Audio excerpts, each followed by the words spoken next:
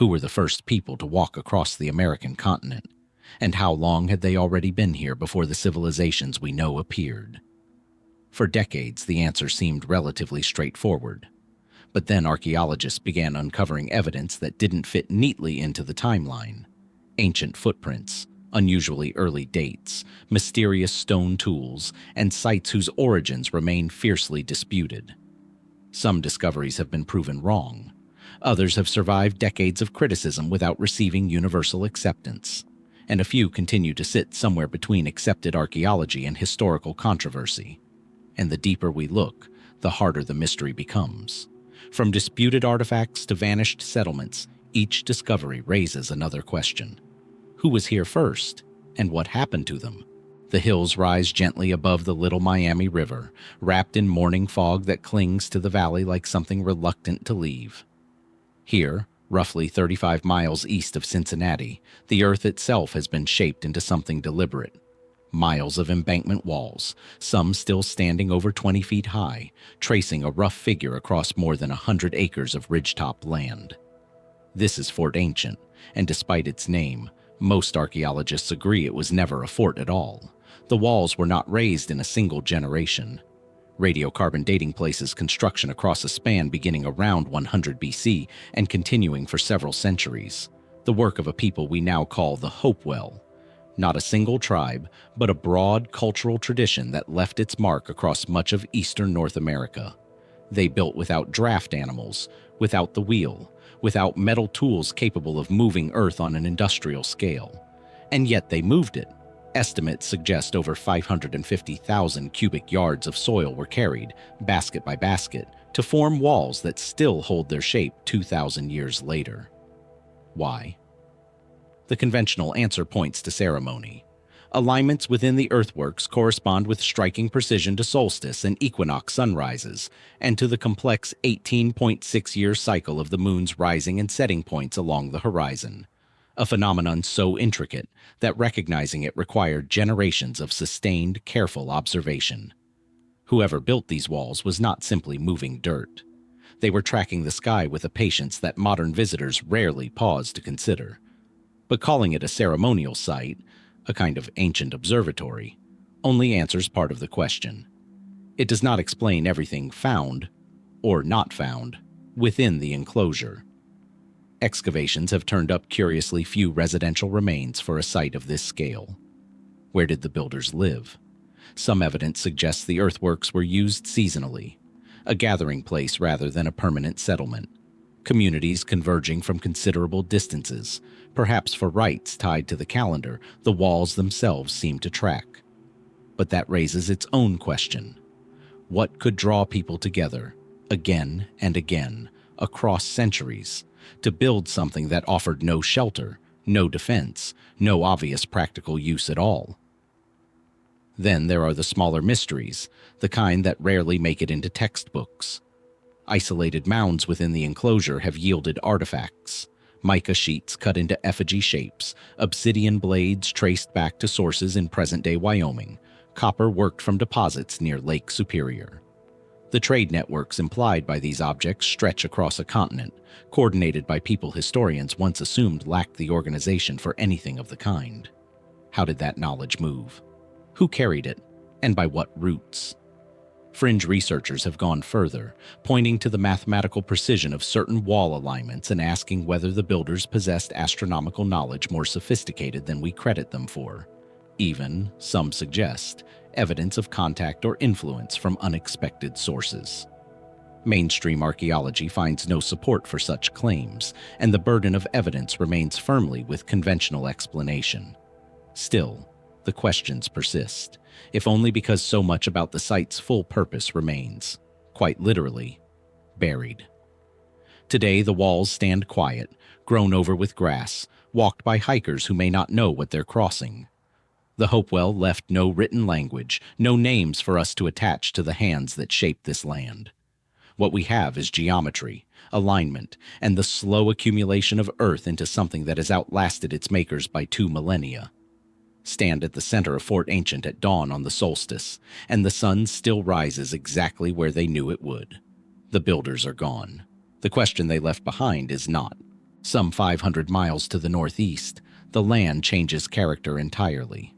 Where the Little Miami Valley opens into broad, sun-washed ridges, the terrain around the Oley Hills folds inward, a tangle of wooded slopes and narrow hollows in eastern Pennsylvania, not far from the city of Reading. The fog here settles differently, pooling in the low places between hills that have gone by older names than the ones on modern maps. And scattered through these hills, half swallowed by root and moss, are structures that resist easy explanation. Stone chambers, some no larger than a modest room, built entirely without mortar, their massive capstones fitted with a precision that still puzzles the people who study them. There are dozens of these chambers scattered across the region, some tucked into hillsides, others standing freestanding beneath the trees, their entrances often aligned toward the eastern horizon. Local memory has never fully agreed on what they are. Colonial-era farmers use some as root cellars, storing potatoes and apples through the winter months, and it's tempting to let that explanation settle the matter entirely. But look closer, and the picture is complicated. Several of the chambers show construction techniques that seem to predate the colonial farms built around them. The stones are massive, in some cases weighing several tons, set without the mortar or ironwork typical of 18th century root cellar construction, and fitted with a corbelling technique, where each course of stone steps slightly inward until the roof closes itself, that appears more consistent with much older building traditions found in parts of Europe than with the practical, hurried architecture of colonial subsistence farming. If a farmer needed a place to store his harvest, why go to such lengths? Why build with a technique that demands so much more time, so much more understanding of stress and load, than a simple pit lined with fieldstone? Some researchers have proposed that the answer lies with the Lenape, the indigenous people of the region long before European settlement, suggesting the chambers may represent ceremonial or storage structures adapted later by colonial hands. It's a reasonable theory, though one complicated by a curious gap. Stone chamber construction of this kind is not a building tradition widely documented among Lenape or other regional indigenous groups, whose architecture more typically favored wood, bark, and earth. That absence doesn't disprove the theory, but it does leave the question standing. Others have turned to a different explanation entirely, one that has circulated for over a century in both academic and amateur circles. Could the chambers be remnants of pre-colonial European contact? The theory is not new. In the late 19th century, some local historians and antiquarians began drawing comparisons between the Oley chambers and megalithic structures found across the Celtic world. Souterrains in Ireland and Scotland, corbelled beehive huts along the Atlantic coast, structures built by hands that vanished from the historical record long before Columbus ever set sail. Advocates of this theory point to the alignment of certain chamber entrances with solstice sunrises, a feature that, if intentional, would suggest a builder deeply invested in tracking the turning of the year, not unlike the sky-watching precision found at Fort Ancient, hundreds of miles to the west. Is it coincidence that two peoples, separated by such distance, both built structures tuned to the same celestial rhythms? Or does it point toward something shared, a knowledge that traveled further and earlier than conventional history allows? Mainstream archaeology remains skeptical of pre-Columbian European contact in this region, and for good reason. No artifacts, no inscriptions, no unambiguous material evidence has surfaced to confirm it. The corbelling technique, skeptics note, is not unique to any one culture. It's a structural solution that emerges independently wherever people work with stacked stone, from the Mediterranean to the Americas. A shared method doesn't necessarily imply a shared people. And yet the chambers themselves offer no inscriptions, no artifacts conclusively tied to a single era, nothing that settles the debate outright. They simply stand, silent, waiting to be explained by whoever happens to climb the hill and duck through their low stone doorways. There is a third possibility, quieter than the others, and perhaps the most difficult to resolve, that some chambers are exactly what they appear to be: colonial root cellars, built by farmers who simply happen to be skilled masons, while others, older and stranger, predate the farms entirely, their true origin lost somewhere in the centuries before written record. If that's true, then the mystery of Oley Hills isn't really one mystery at all. It's several, layered one atop the other, disguised by their resemblance to something ordinary. Walk through these hills today, and it's easy to pass a chamber without a second glance. Just another dark hollow in a mossy slope, easily mistaken for a natural fold in the rock. But crouch down, look inside, and the illusion falls away. The stones were placed. Someone measured the angle of that doorway against the sky. Someone understood how to make a ceiling of stone hold its own weight for what may be centuries, without a single drop of mortar to bind it. Who they were, farmer, forgotten voyager, or someone else entirely, remains an open question. Pennsylvania's official record leans firmly toward the practical explanation, and in most cases, it is very likely the correct one. But most cases is not all cases, and the hills have not yet given up which chambers belong to which century, or which century belongs to which builder. Somewhere beneath the leaf litter of the Oley Hills, the answer may already be sitting in plain sight, waiting only for someone to notice it was never simply a root cellar at all. A doorway, low and dark, cut into stone. That was where the last chapter left us, in the hills of Pennsylvania. Now picture another threshold, larger by far, carved not by human hands stacking stone upon stone, but by water. In south-central Tennessee, where the Duck and Little Duck rivers converge, a bluff-top peninsula rises above the confluence, wrapped almost entirely by river on three sides. And along the natural rim of that bluff, ancient builders raised a different kind of doorway, walls of earth and stone stretching more than a mile, enclosing 50 acres of high ground, with gateways that, like the chambers of Oley Hills, seem to have been aligned with deliberate care toward the movements of the sky. This is Old Stone Fort, and like Fort Ancient before it, the name is something of a misnomer, a label given by 18th century settlers who assumed, reasonably enough, that any walled enclosure must have served a military purpose.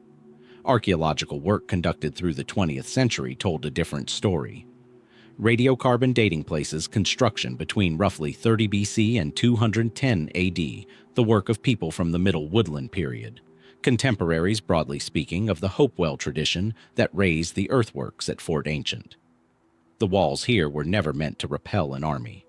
There's no evidence of settlement within the enclosure, no signs of the daily residue of ordinary life, no substantial trash middens, no dense clusters of house patterns, nothing to suggest people lived in any permanent sense inside these walls at all. So what was 50 acres of carefully bounded high ground, ringed by two rivers and hand-built walls, actually for? The leading explanation, and the one best supported by evidence, points once again to the sky. The main entrance of Old Stone Fort, a narrow, walled passage nearly a quarter-mile long, appears to align with the summer solstice sunrise. Stand at the right point along that passage on the right morning of the year, and the sun rises precisely where the builders seem to have intended it to. That kind of precision doesn't happen by accident. It requires sustained observation across years, perhaps generations, by people committed to understanding the sun's movement with an accuracy that rivals structures built by cultures on the other side of the world. Researchers have proposed that the site functioned as a ceremonial gathering place, timed to the solar calendar, perhaps a location where dispersed communities converged for rites tied to the changing seasons, echoing the same pattern of seasonal congregation suspected at Fort Ancient. But even that explanation, reasonable as it is, leaves gaps. Why choose this particular peninsula, wrapped by a river on three sides, when other high ground nearby offered similar sightlines to the horizon? Was the water itself part of the design? A natural moat that carried meaning beyond the practical, perhaps marking the boundary between the ordinary world and something set apart, sacred, deliberately enclosed. The rivers didn't need to be there for astronomy to work, and yet the builders chose a site where they were. There are stranger details, too, ones that resist tidy explanations. Some sections of the wall incorporate natural bedrock outcroppings, blended so seamlessly into the constructed embankment that early surveyors struggled to determine where the natural landscape ended and human modification began. Was this practical efficiency, builders working with what the land already offered? Or was there some deeper logic at play, a belief that the earth itself was already sacred before a single basket of soil was added to it?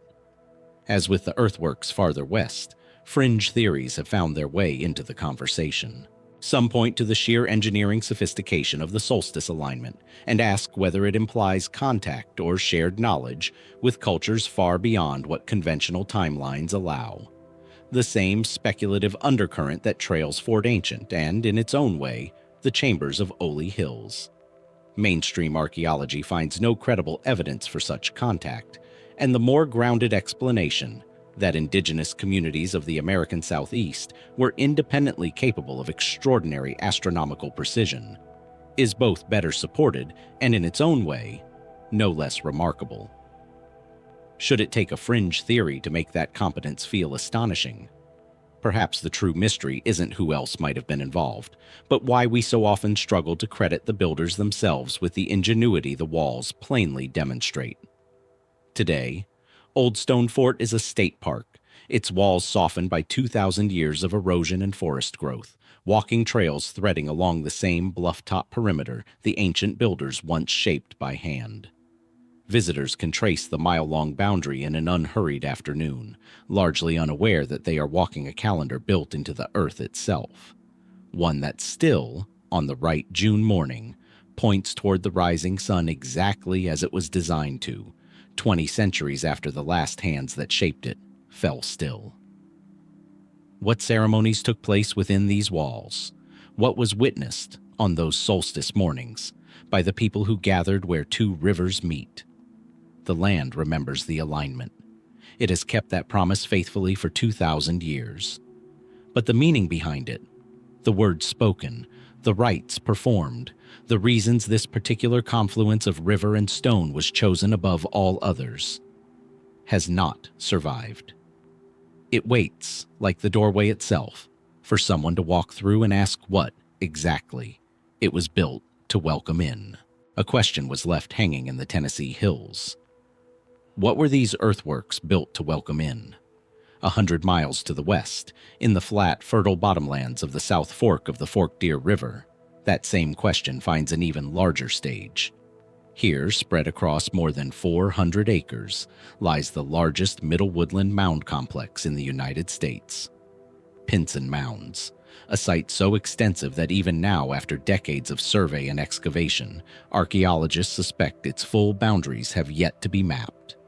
At the heart of the complex stands Saul's Mound, rising 72 feet above the surrounding floodplain, the second tallest surviving prehistoric mound in North America.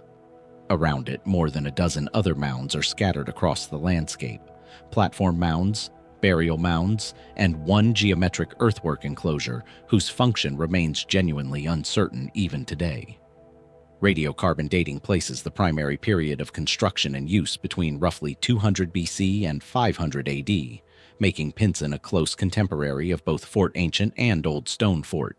3 sites, separated by hundreds of miles, all raised by middle woodland peoples within a strikingly similar window of time. That timing alone raises a question worth sitting with. Were these communities in contact with one another?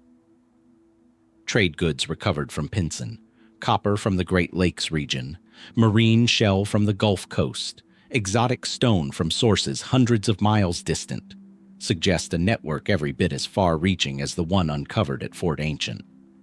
It seems increasingly clear that middle woodland communities across eastern North America were not isolated, scattered populations, but participants in something larger, a shared cultural and ceremonial world connected by trade routes and perhaps by shared knowledge of how to read the sky. Because here, too, the sky matters. Twin mounds, a paired earthwork within the complex, and the site's central geometric enclosure both show alignments that researchers have linked to solar events. Though the picture at Pinson is less definitively resolved than at Old Stone Fort, and archaeologists remain cautious about which alignments were intentional and which may be coincidental. Still, the pattern is difficult to dismiss entirely. 3 major middle woodland sites, 3 separate river valleys, and in each case, structures that seem to gesture toward the same preoccupation, the turning of the year, marked in earth. What makes Pinson particularly difficult to categorize is the sheer variety of what was built here. Unlike Old Stone Fort, which centers on a single enclosing wall, or Fort Ancient with its extended embankments, Pinson combines multiple mound types across a landscape large enough that visitors on the ground, even today, cannot see the full complex from any single vantage point. Was this intentional? A site meant to be experienced gradually, revealed only through movement, procession, and time, rather than absorbed in a single glance. Ceremonial processions have been proposed as an explanation for the site's layout, participants moving between mounds in a sequence that mirrored some ritual logic now lost to us. It's a compelling idea. It's also, like so much else here, unproven. Excavations of the burial mounds have added their own layer of complexity. Some contained elaborate log-lined tombs, accompanied by finely worked ceremonial objects, items clearly reserved for individuals of particular status or significance. But the platform mounds tell a different story. Built up in stages over time, without evidence of burial at all, suggesting they served the living rather than the dead. As bases for structures, perhaps, or stages for rites conducted in full view of gathered crowds. 2 very different functions, standing within sight of one another, raised by the same community across the same centuries. Why maintain both traditions side by side, rather than one architectural language for the entire complex? Speculation about Pinson has, inevitably, drifted toward the same fringe territory that trails the other woodland sites. The scale of the earthworks, the sheer volume of soil moved, the coordination implied by a monument this size, has led some to ask whether such a project could have been organized without something resembling centralized political authority, an idea that sits uneasily against the more accepted view of woodland societies as loosely organized and largely egalitarian. Others have pointed once again to the astronomical precision as evidence of knowledge exceeding what conventional models allow. Mainstream archaeology remains unconvinced by the more speculative readings, noting that large-scale communal projects don't necessarily require centralized rulers. They can emerge from shared belief, seasonal cooperation, and generations of accumulated ritual practice. But the questions persist precisely because Pinson, even now, resists a complete accounting. Large sections of the complex remain unexcavated. Entire mounds have been surveyed only from the surface, their interiors never open to inquiry. Walk the grounds of Pinson Mounds today, and the forest has reclaimed much of what once stood in open ceremonial space. Saul's Mound still rises above the tree line, visible from a distance the way it must have been meant to be seen, a marker on the landscape, calling people toward the river bottom from miles away. But how many mounds remain unmapped beneath the undergrowth? How many alignments? How many tombs? How many answers are still waiting under Tennessee soil in a complex so large that no one has yet walked its entire boundary and called the survey complete? 1,000 years would pass before the next chapter of this story began. The middle woodland communities of Fort Ancient, Old Stone Fort, and Pinson had long since faded from the landscape, their ceremonial centers reclaimed by forest, by the time a new tradition rose in the Mississippi Delta, one that built not with the sprawling, dispersed logic of the woodland mound builders, but with a scale and density that suggests something closer to a city. In the flat alluvial farmland of northwestern Mississippi, not far from the river that gave the region its name, stands Winterville, one of the largest Mississippian mound complexes in North America, and curiously, one of the least visited. 23 mounds remain today across the site, though archaeologists believe the original complex included more, some lost to centuries of plowing and agricultural leveling before the area was ever protected. The largest, Mound A, rises 55 feet above the surrounding fields, a platform mound whose flat summit once likely supported a substantial ceremonial or elite residential structure, long since vanished, leaving only the earthen foundation to suggest what stood there. Construction at Winterville began around 1000 AD and continued for nearly 4 centuries, placing it firmly within the Mississippian cultural tradition, the same broad cultural horizon that produced Cahokia, far to the north, and Moundville, to the east. And yet Winterville, despite its scale, remains startlingly absent from the popular imagination. Ask most Americans to name a great pre-Columbian mound city, and Cahokia will come up. Winterville rarely does. Why has a site of this size slipped so quietly out of memory? Part of the answer may simply be timing and circumstance, the accident of which sites happen to be preserved, studied, and promoted, and which were left to farmland and quiet neglect. But part of the mystery is more substantive, rooted in the site itself. Unlike Cahokia, which shows evidence of a large surrounding residential population, Winterville appears to have supported comparatively few permanent residents. The mound suggests a center built primarily for ceremony, not habitation, a place people came to, rather than a place most people called home. Who then lived atop these platforms? Excavation suggests an elite class occupied the summit structures, a ruling or priestly group set physically above the surrounding population in a way that mirrors the social hierarchies documented at other major Mississippian sites. But how large was the community that gathered here for ceremony, trade, and ritual, if not to live? Estimates vary widely, and the honest answer is that no one is entirely certain. The layout of the mounds themselves offers another thread worth pulling. They're arranged around a central plaza, a common feature of Mississippian ceremonial design, oriented in a way that some researchers have connected to celestial alignments. A pattern that, by now, should sound familiar. From Fort Ancient's solstice-tracking walls to Old Stone Fort's aligned entrance passage to the debated alignments at Pinson, the builders of these earthworks, across more than 1,000 years and several distinct cultural traditions, seem to return again and again to the same fundamental concern, marking the movement of the sun with architecture built to outlast a single lifetime. Is this simple practicality the natural result of any agricultural society needing to track the seasons for planting? Or does the persistence of this pattern across cultures that had little or no direct contact with one another suggest something deeper about how these societies understood their place beneath the sky? Winterville adds its own peculiar wrinkle to this larger puzzle.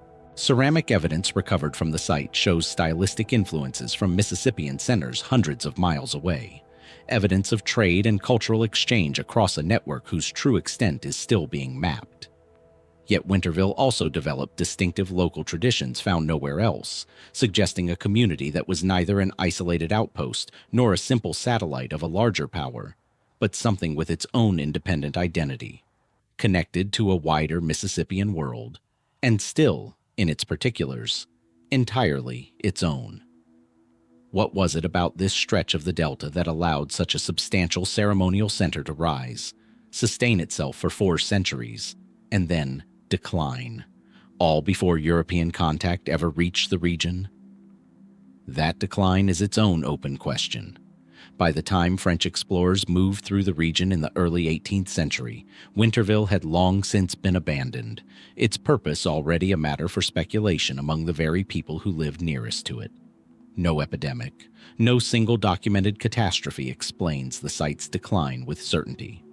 Shifting river channels, changing trade networks, internal political transformation, all have been proposed, none conclusively confirmed. The Mississippi River itself, prone to changing course across centuries, may have simply moved away from the community that depended on it, leaving Winterville's ceremonial heart stranded from the very waterway that once sustained it.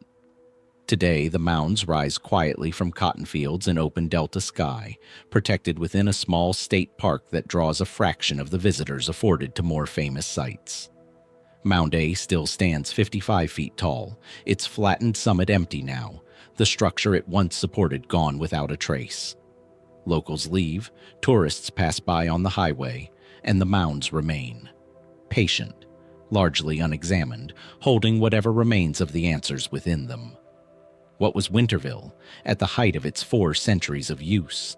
And why has a monument this large been allowed to fade so quietly from the story we tell about this land? Picture a crescent-shaped lake, its water the color of tea, wrapped around a curve of Arkansas floodplain where cypress knees break the surface and herons stand motionless in the shallows. This is Mound Pond, an oxbow cut off long ago from the main channel of the Arkansas River, and rising from its inner curve, 18 earthen mounds, the remnants of one of the largest and most misleadingly named ceremonial centers in North America. The name is Toltec Mounds, and it is, by every archaeological account, a mistake.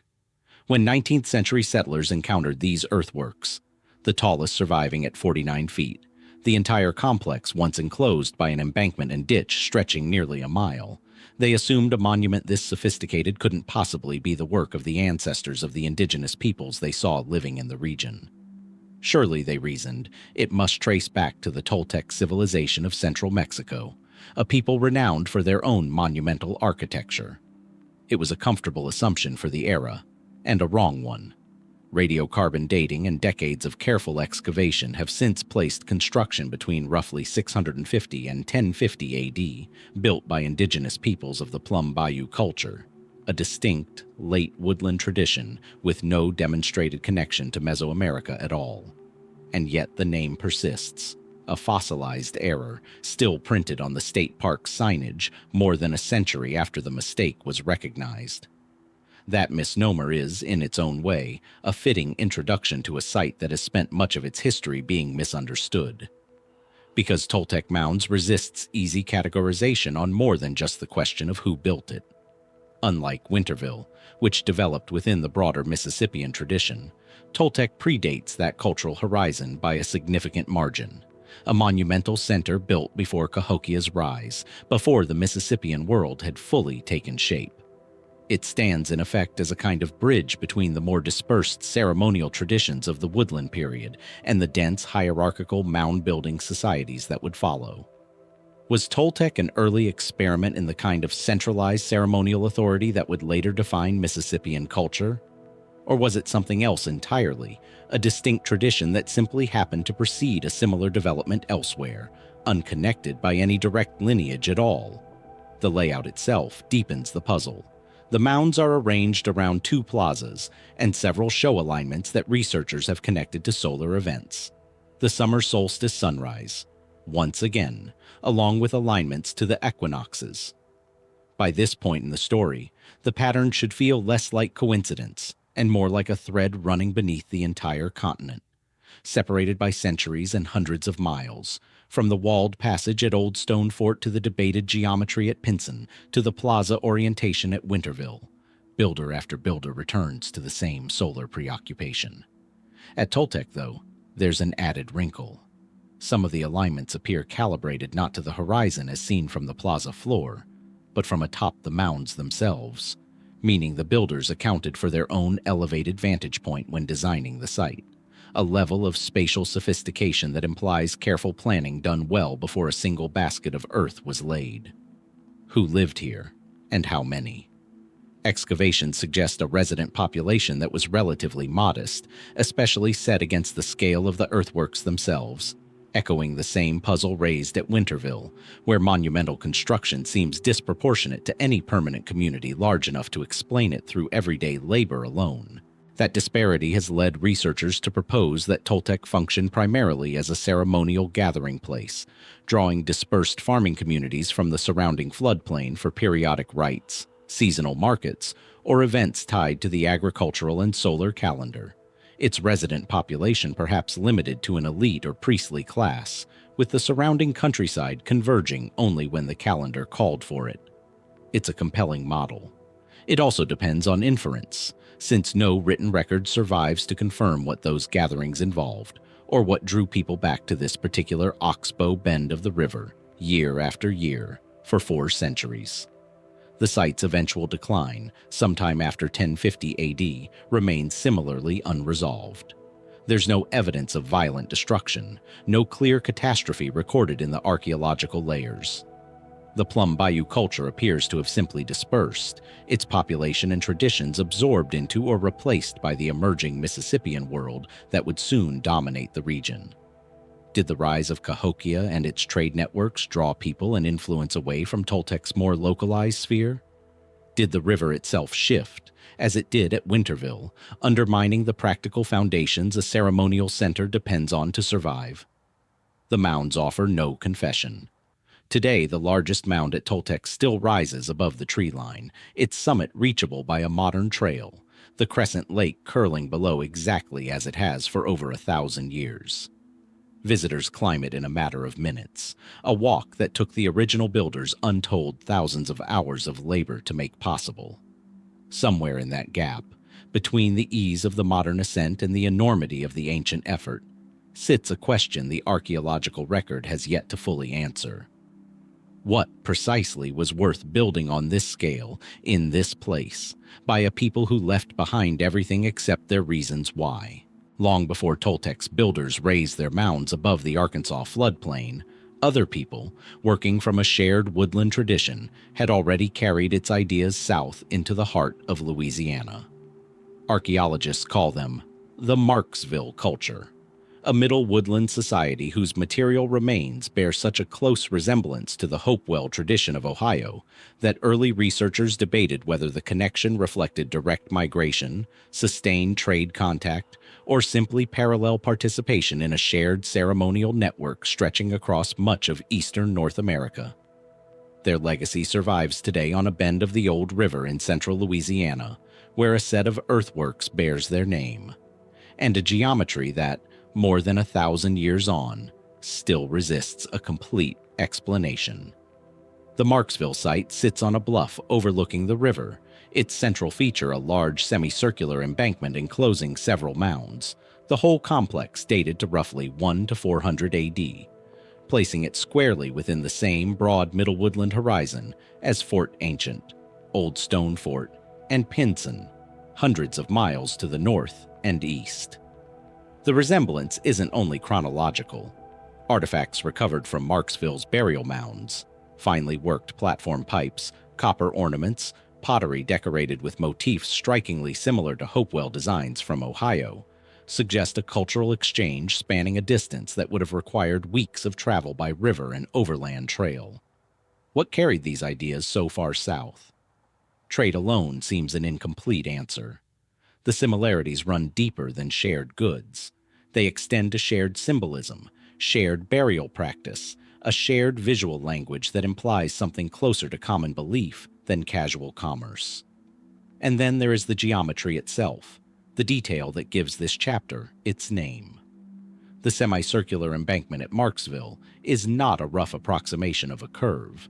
It is a carefully constructed arc, and researchers have long puzzled over how its builders achieved such regularity without the surveying tools that would later make such precision unremarkable. A simple compass and stake method, using a fixed central point and a length of cord, could in principle produce a curve this consistent. But the scale involved, an embankment spanning hundreds of feet, raises its own question. How do you hold a design that large in your mind, translate it into a plan, and then execute it on Earth, using labor coordinated across what may have been weeks or months of construction, without the finished shape drifting from its intended form? The precision suggests planning of a sophistication easy to underestimate from a distance. Why a semicircle, specifically, rather than the more common circular or squared enclosures found at other Hopewell-related sites?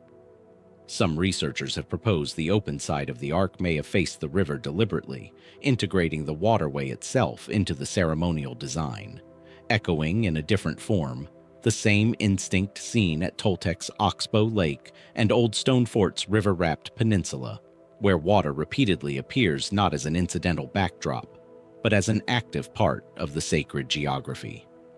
Others have pointed to potential solar or lunar alignments framed by the arc's open span, though the evidence here remains less thoroughly documented than at some of the more extensively studied woodland sites farther north. The truth is that Marksville has simply received less sustained archaeological attention than its Ohio counterparts, leaving its geometry, in many respects, a solved shape with an unsolved purpose. The burial practices uncovered here add their own layer of intrigue. Several mounds contained log-lined tombs holding individuals interred with elaborate grave goods, clear markers of status within Marksville society. But other mounds appear to have served entirely different functions, without any burials at all.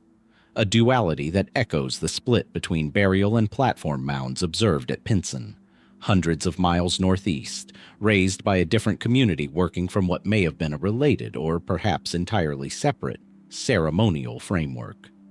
Did these traditions spring from a common source, passed hand to hand along trade routes that connected the lower Mississippi Valley to the Ohio River watershed? Or did geographically distant woodland societies simply arrive, independently, at similar solutions to similar spiritual questions? The need to distinguish the resting places of the dead from the spaces built for the living to gather. There's a temptation, when patterns repeat this often across such distance, to reach for a single unifying explanation. A lost mother culture, a forgotten empire, some centralized origin point from which all these earthworks ultimately descend. Mainstream archaeology finds little evidence to support so tidy a narrative, favoring instead a picture of loosely connected societies exchanging ideas, goods, and perhaps ceremonial knowledge across an extensive but informal network, each community adapting shared concepts to its own local landscape and belief. It's a less dramatic answer. It may also be the more accurate one, though accurate and complete are not always the same thing. The arc of Marksville still curves quietly above the old river today, its precision undiminished by 2,000 years of Louisiana rain. Somewhere in the logic of that curve, in the choice of a half circle over a full one, in the decision to leave it open toward the water, lies a piece of reasoning the builders never wrote down, and never needed to. They knew. The rest of us are left tracing the shape they left behind and wondering what it was meant to say. Every site in this story so far has demanded the same act of reconstruction from us, reading intention into earth, inferring belief from geometry, piecing together a civilization's inner life from what it left buried in the ground. But what happens when the silence breaks? When, for once, we have eyewitnesses?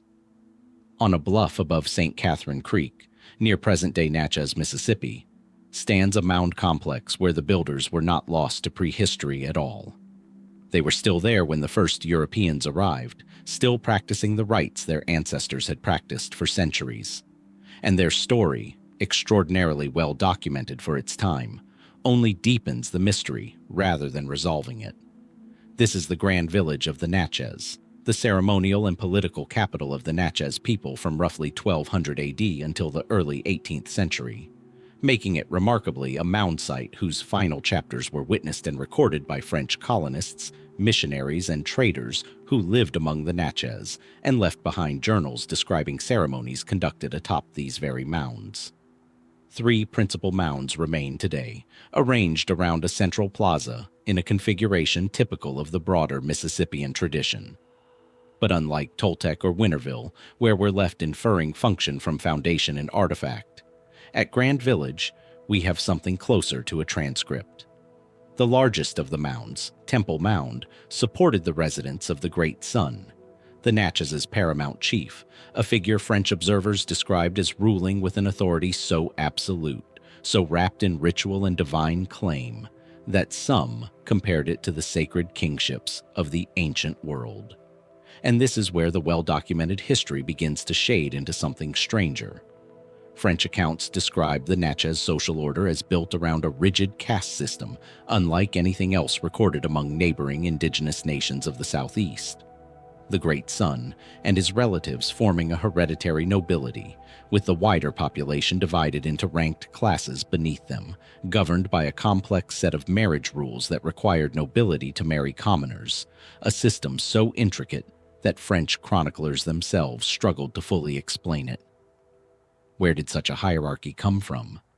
Similar caste structures don't appear, at least not in this form, among the other Mississippian societies documented in the historical record. Was the Natchez system a late, unusually well-preserved survival of a much older Mississippian social order, one that had faded or transformed elsewhere by the time European observers arrived to record it? Or did it develop independently, a distinct innovation particular to Natchez society alone? The written record tells us what the system was. It's far less clear on how it came to be, or why it persisted here, in this particular place, when comparable structures had softened or vanished among neighboring peoples. The rituals themselves, recorded firsthand, only add to the sense that we are watching the tail end of something far older than the observers who documented it. French accounts describe funerary rites for the great sun involving retainer sacrifice, attendants and wives accompanying their ruler in death, a practice with unsettling echoes in mound-building societies documented on other continents entirely, from ancient Egypt to early dynastic China. Was this a Mississippian tradition with far deeper roots than the historical record alone can trace, surfacing here in its final, fullest form before European contact reshaped everything that followed?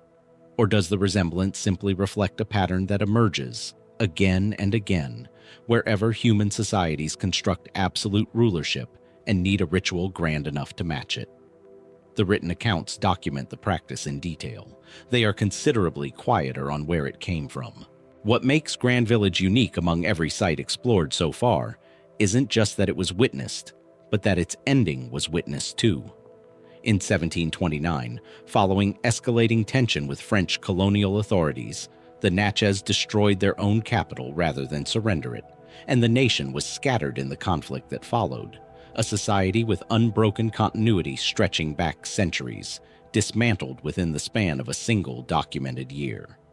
It is, in the story of this continent's earthworks, a rare and sobering exception. A mound-building tradition whose final collapse required no archaeological guesswork at all, because it happened in full view of people who wrote it down. And yet even this clarity is partial. The written record tells us how the Grand Village ended, but not with any real certainty how its particular social order began, or how directly it descended from the older Mississippian world that produced Winterville, Toltec, and so many other sites already explored. The mounds themselves remain, 3 low rises above the plaza where the great sun's house once stood, the creek still running past them as it did when French traders first climbed the bluff and wrote down what they saw. They give us more answers than almost any other site in this story. They also make plain how much even direct testimony can leave unexplained, a reminder that the deepest layer of this mystery was never simply what got buried, but what, even in plain sight, still refused to be fully understood. A bluff above a river, that image closed the last chapter, and it opens this one too, though the water here is the Mississippi itself, and the bluff considerably larger than the one at Natchez. Some 12 miles to the southeast, along the old trace that would later carry travelers between Natchez and Nashville, rises a second platform, quieter than the Grand Village, older by several centuries, and today so thoroughly folded into the landscape that most who pass along the nearby highway have no idea what lies just beyond the tree line. This is Emerald Mound, the second largest surviving pre-Columbian earthwork in the United States, smaller only than Monk's Mound at Cahokia, and yet a site that receives a fraction of the recognition its scale would seem to demand. The numbers alone are worth pausing on. The primary platform covers nearly 8 acres and rises just over 35 feet above the surrounding terrain, but it is the volume of earth involved. Some estimates place it at over 4 million cubic feet. That gives a sense of the labor behind it. 2 smaller secondary mounds sit atop the main platform, one at each end, evidence that construction here happened in at least 2 distinct phases. Radiocarbon and ceramic evidence date the primary period of use from roughly 1250 to 1600 AD, meaning Emerald Mound was very likely still in active use, or only recently abandoned, when the ancestors of the Natchez were consolidating power at the Grand Village down the Bluff line. Were the 2 sites connected? Successive capitals of the same political tradition, one giving way to the other as power and population shifted along the river? Or did Emerald Mound belong to an earlier, related but distinct society, its relationship to the Natchez closer to ancestry than direct continuity? The archaeological record suggests strong cultural continuity between the 2, But the precise nature of that relationship, and exactly why one center was abandoned while the other rose to become the documented capital Europeans would encounter, remains only partially resolved. What sets Emerald Mound apart from nearly everything examined so far in this series isn't its size, remarkable as that is, but its construction method.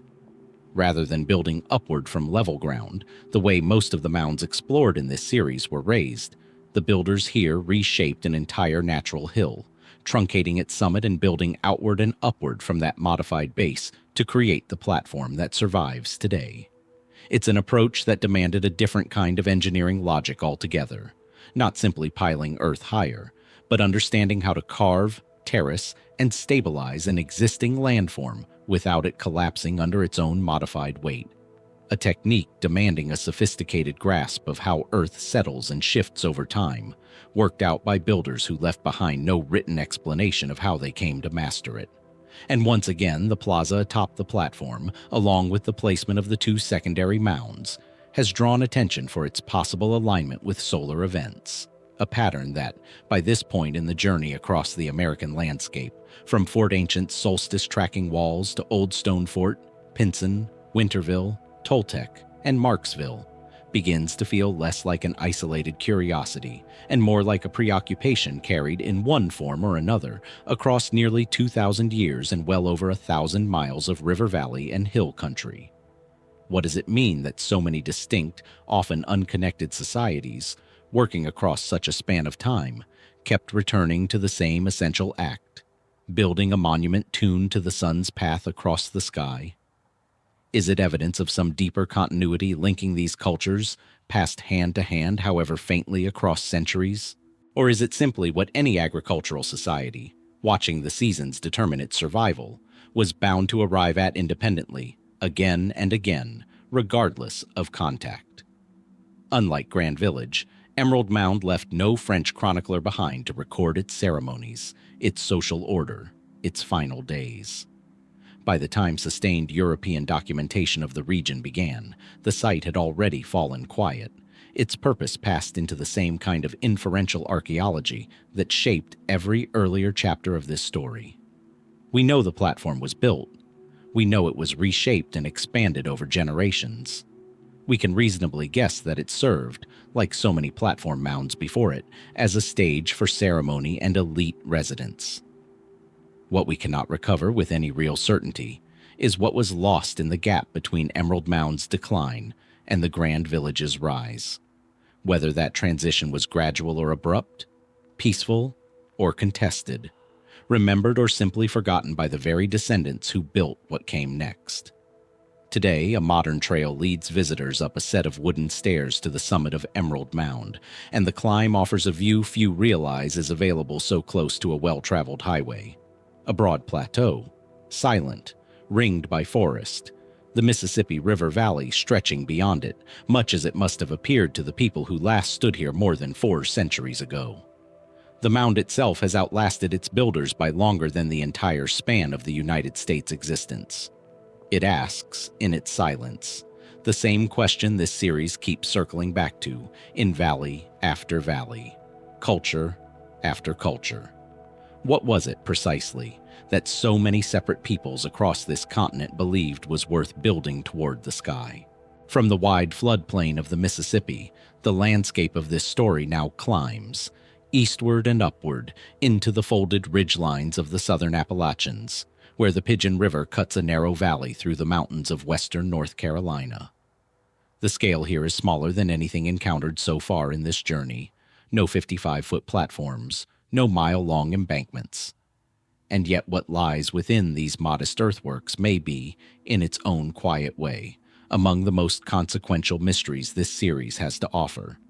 Because Garden Creek appears to push the story of woodland mound building back further than almost anywhere else on the continent. The site consists of several mounds situated on river terraces above Garden Creek, a tributary of the Pigeon, first investigated archaeologically in the 1960s. 2 of the mounds date to the Middle Woodland period, broadly contemporary with Fort Ancient, Marksville, and the other Hopewell-related sites already explored. And here, too, the material culture tells a familiar story. Excavations recovered platform pipes, worked mica, and ceramic styles bearing unmistakable connections to the broader Hopewell interaction sphere, evidence that this remote mountain valley, seemingly isolated by the terrain surrounding it, was in fact threaded into the same continental network of trade and shared ceremonial practice that linked Ohio to Louisiana.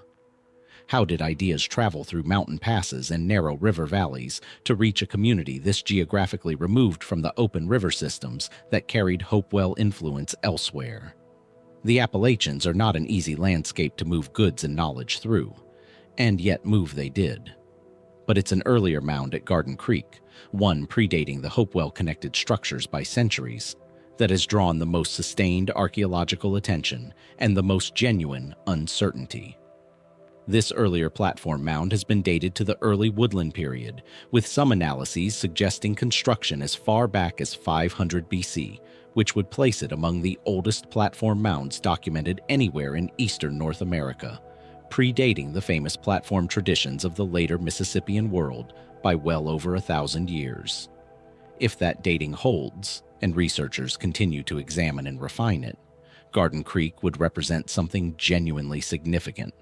Not a late echo of an established mound-building tradition, but potentially one of its earliest known expressions, built in a mountain valley rather than the broad river bottoms usually associated with the era's monumental architecture. That possibility raises a question this series has circled before, but rarely from this angle. Every major earthwork explored so far, Fort Ancient, Old Stone Fort, Pinson, Marksville, has been discovered along wide, navigable rivers, the kind of geography that made large-scale gatherings, trade, and construction logistically sensible. Garden Creek sits somewhere else entirely, a narrow mountain valley, modest in its agricultural capacity, distant from the great river systems that supposedly made monumental construction feasible in the first place.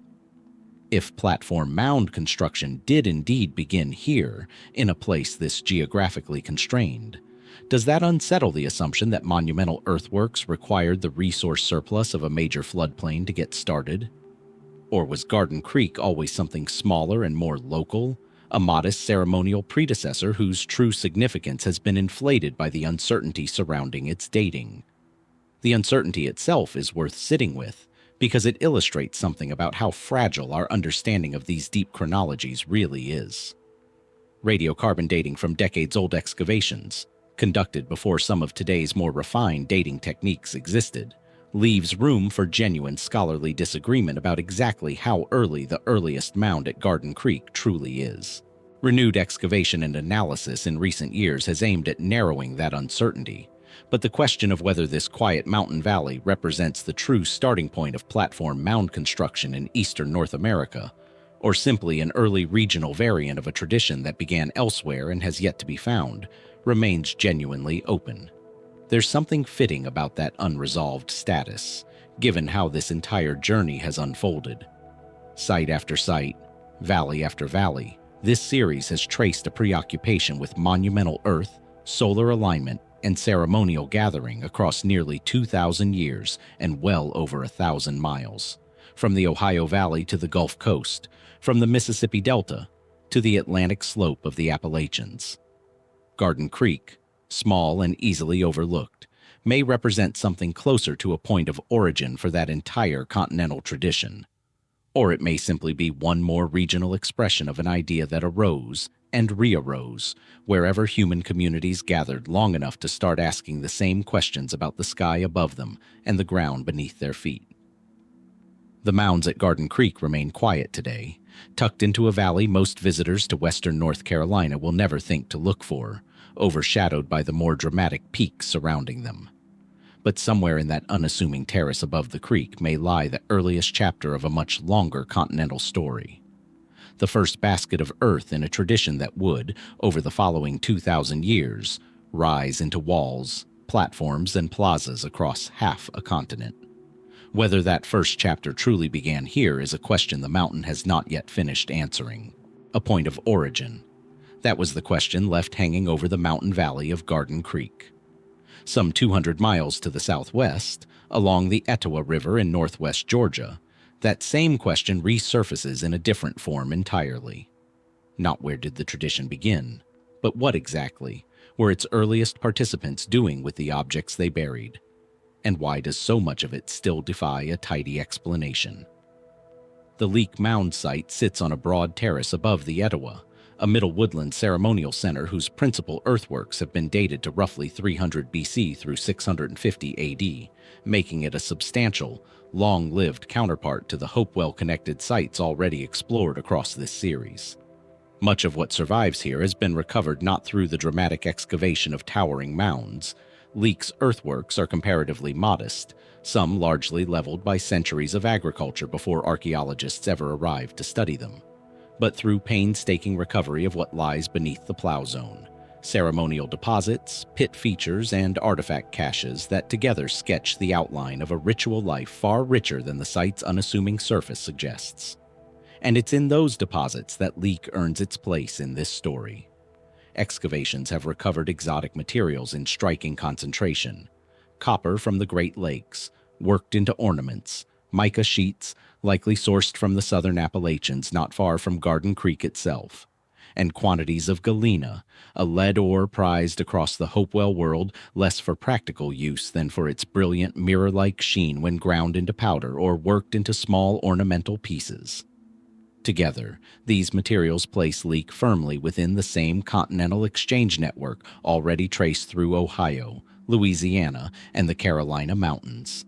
Evidence that this stretch of the Etowah Valley was no isolated outpost, but an active participant in a trade and ceremonial system stretching across much of eastern North America. What sets Leake apart, though, is less the presence of these materials than the manner in which they were deposited. Rather than concentrated primarily in burial contexts, as at Marksville or Pinson, significant quantities of exotic and finely worked material at Leake have been recovered from what appear to be intentional, non-burial ceremonial deposits, caches placed in pits and features seemingly for the purpose of deposition itself, rather than as grave accompaniment for the dead. Why bury wealth, skillfully worked and clearly valuable, with nobody to accompany it? Was this an offering directed toward forces or beings the builders never named in any surviving record? A way of formally closing a ceremony, removing certain objects permanently from circulation as a kind of ritual sacrifice of value? Or did these caches serve some more practical, if now unrecoverable, social function? A store of ceremonial wealth, perhaps, deliberately withdrawn to control its circulation among a wider trading network? Archaeologists have proposed versions of all three, and the deposits themselves, silent on their own purpose, offer no way to settle the matter conclusively. The scale of craftsmanship complicates the picture further. Some recovered objects show a level of technical skill that implies specialized labor, artisans who had devoted considerable time to mastering techniques for working copper and stone that offered no practical advantage over simpler methods, their only apparent purpose being aesthetic and ceremonial refinement. That degree of specialization raises a familiar question in a new setting. Did Leake support something resembling dedicated ritual practitioners, individuals set apart from ordinary subsistence labor to produce objects meant only for ceremonial deposition? If so, it would suggest a social complexity considerably beyond what the site's modest surviving earthworks might lead a casual visitor to assume. The mounds here are unassuming. What was happening beneath and around them, evidently, was not. There's also the matter of timing. Leake's occupation spans a period during which Hopewell interaction and exchange were at their most active across eastern North America, and some researchers have proposed that the site may have functioned as a kind of redistribution point, a node where exotic materials arriving from the Great Lakes, the Appalachians, and other distant sources were gathered, reworked, and either deposited ceremonially or passed onward into the wider network. It's a plausible model, consistent with the site's location along a river valley well positioned to connect the interior southeast with trade routes running north and west. But plausible is not the same as proven, and the precise mechanics of how goods, ideas, and perhaps ritual specialists themselves moved through this particular stretch of the Etowah Valley remain, in large part, inferred rather than demonstrated. Little of Leake survives above ground today, its mounds diminished by generations of cultivation long before formal protection arrived. What remains is mostly beneath the surface, patiently recovered fragment by fragment, cache by cache, each excavation season adding another piece to a ceremonial life that left no written account of itself.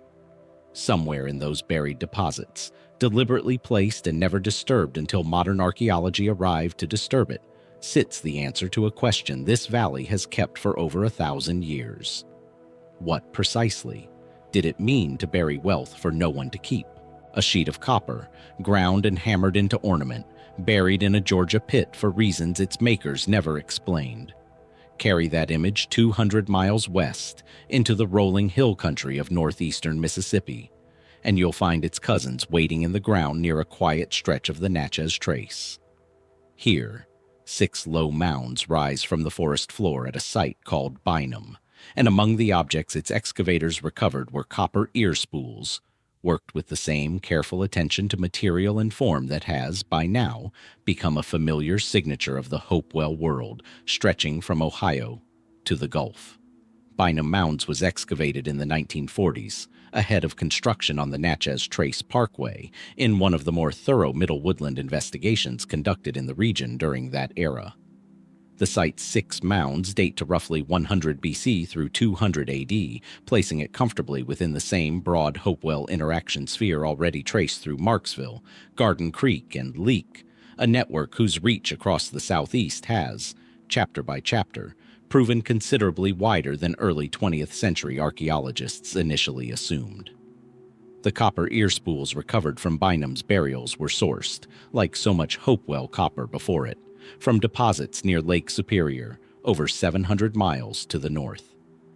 That single fact, repeated now across so many sites in this series, is worth pausing on again.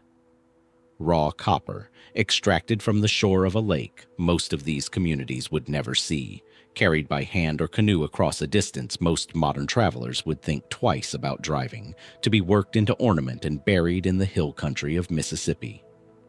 What sustained a trade network operating at that scale, across that distance, for centuries, without the wheel, without draft animals, without any writing system to coordinate it. But it's not only the copper that makes Bynum notable. Excavators also recovered a cache of finely worked flint bladelets, a form of chipped stone tool associated closely with Hopewell ceremonial practice elsewhere, alongside evidence of galena and additional exotic materials that echo the same non-local sourcing pattern found at Leake. Taken together, the assemblage places Bynum within a fairly standard Hopewell ceremonial toolkit, one that, by this point in the series, should feel almost familiar. And yet a standard toolkit, recovered so far south and west of Ohio, raises its own question. Was Bynum simply another node in an established exchange network radiating outward from a Midwestern core, receiving finished goods and ideas from elsewhere? Or was the Mississippi Hill Country an active, contributing participant in shaping that broader ceremonial tradition, rather than a passive recipient at its farthest edge? One detail in particular has drawn sustained attention from researchers. Unlike many Hopewell burial sites, where exotic grave goods accompany individuals of clearly elevated status, the burial patterns at Bynum show less pronounced status differentiation than comparable sites elsewhere in the network. Fewer individuals appear to have been singled out with lavish accompaniment. The ceremonial wealth, where it appears, seems more broadly, if still selectively, distributed. Does that suggest a more egalitarian social structure at work here than in some other Hopewell-connected communities? A society organizing its ceremonial life around collective practice rather than concentrated individual status? Or is the pattern simply an accident of preservation and excavation, the product of which burials happen to survive intact enough to study, rather than a genuine reflection of how status operated among the people who built these mounds? The sample size at any single site is small enough that certainty on this particular question remains difficult to claim. There's also the matter of what the mounds themselves were for, beyond burial. Not all 6 mounds at Bynum contained interments.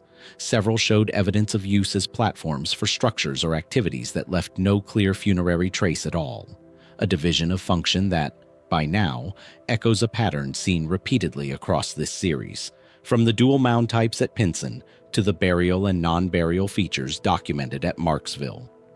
Why did Middle Woodland ceremonial centers, across such a wide geographic range and seemingly limited direct contact, so consistently arrive at this same architectural division? Some earthworks built to hold the dead, others built for purposes that left the living, not the deceased, at their center. Is this evidence of a shared ceremonial grammar passed along trade routes from community to community? Or does any society organizing large-scale ritual life around monumental earth inevitably arrive at some version of the same basic distinction, simply because the needs of the dead and the needs of the living rarely call for the same kind of space?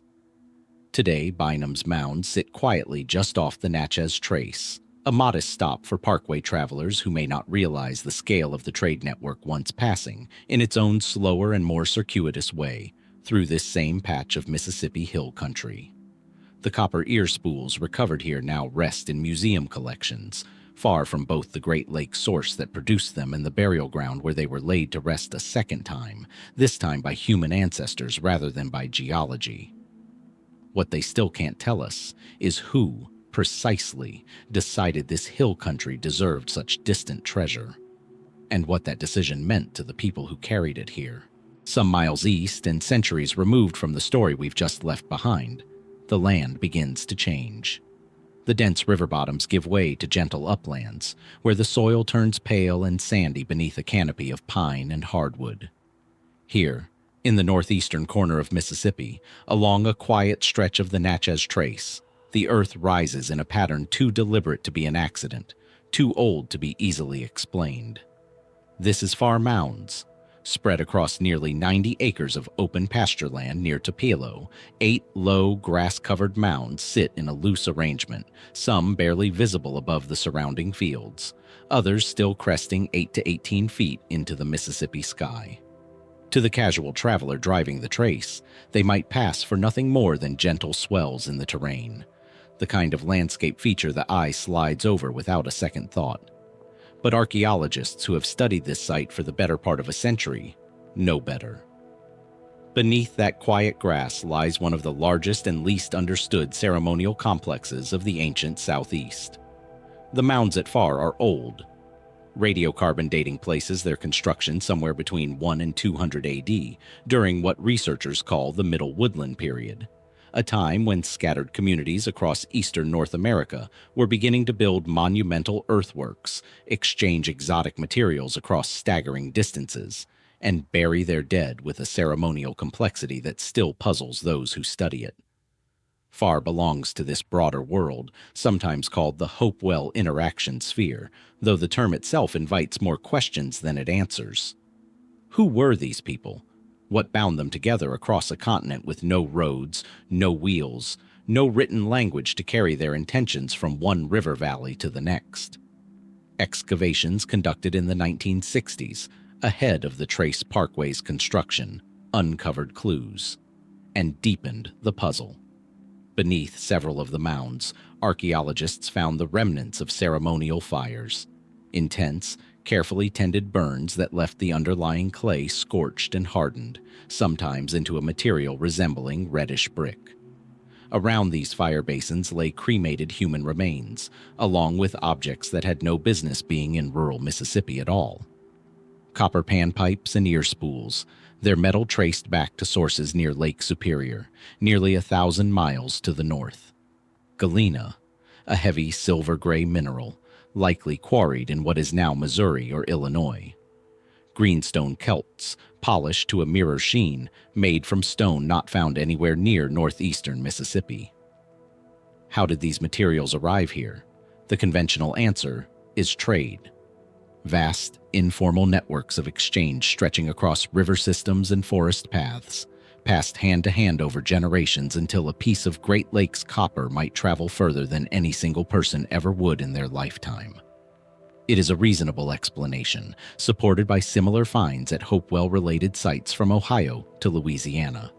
And yet reasonable is not the same as certain. No one has found the trade routes themselves. No way stations, no caches, no clear physical trail connecting Pharr to its distant sources. We are left to infer an entire economic and cultural network from the objects it apparently left behind, like reconstructing a conversation from a handful of surviving words.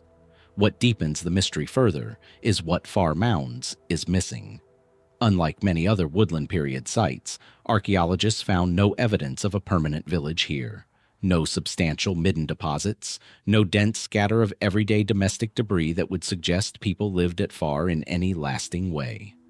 The site appears to have functioned almost exclusively as a ceremonial and mortuary complex, a place the builders came to, used with evident intensity, and then largely left alone. Why construct 8 mounds across 90 acres, engineer ceremonial fires hot enough to alter clay, and import materials from 1,000 miles away, all without settling the land itself? What kind of gathering demanded this much effort, this much distance traveled, without becoming a home? Mainstream archaeology offers a working theory. Pharr may have functioned as a regional gathering place, a periodic destination where dispersed groups converged for mortuary rites, seasonal ceremonies, or the renewal of social and economic ties, not unlike later historic period trade fairs, but wrapped in ritual significance we can only partially reconstruct.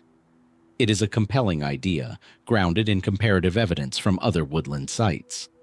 But it remains at its core an interpretation, a best guess assembled from ash, bone, and imported stone, rather than a certainty carved into the record. It is here that more speculative voices enter the conversation. Some researchers and independent investigators have pointed to the sheer scale of the material exchange at Pharr and asked whether trade is really sufficient to explain it, whether the movement of copper, mica, and galena across such distances implies something closer to organized long-distance travel, or even shared cosmological knowledge linking distant communities in ways archaeology has yet to fully articulate. Others have wondered about the mounds' alignments and whether their placement across the landscape carries astronomical intent, echoing questions raised at earthwork sites elsewhere in North America. These ideas remain outside the archaeological mainstream, unproven and, for now, unprovable with the evidence at hand. But the questions persist, in part because the silence of the site invites them. Today, Pharr Mounds remains remarkably undisturbed, protected as part of the Natchez Trace Parkway, its low earthen forms rising quietly from mown grass beside the highway. Most of the site has never been excavated. Whatever else lies beneath those mounds, whatever remains, objects or answers the builders left behind, continues to rest exactly where it was placed, nearly 2,000 years ago. What then drew people from across a continent to this particular stretch of Mississippi ground? And what did they leave here that we still haven't found? 10 centuries would pass before the next chapter of this story took shape. Long after the fires at Pharr had gone cold, long after the copper and mica trails had faded from memory, a new kind of society began to rise along the fertile bends of the Yazoo River in western Mississippi. Where the earlier mound builders had gathered seasonally, cremated their dead, and left their settlements nearly invisible, the people who would come to occupy Holly Bluff built something altogether different. A place meant to be seen, to be lived in, to be looked up to, quite literally. Today, the Holly Bluff site, also known as the Lake George site, lies quietly in Yazoo County, its earthworks rising from cotton fields and second-growth woods near the meandering path of an old river channel. To drive past it is to see, at first glance, little more than a cluster of grassy hills, but closer inspection reveals something far more deliberate. At its heart stands a massive platform mound, one of the largest in the entire Yazoo Basin, its flat summit once crowned by a structure of wood and thatch that has long since vanished into the soil. Around it, more than 20 smaller mounds and midden ridges spread across the landscape, arranged with a precision that speaks of careful planning rather than casual accumulation. This was not a place people simply passed through. This was a city, in every sense the word could carry in ancient North America.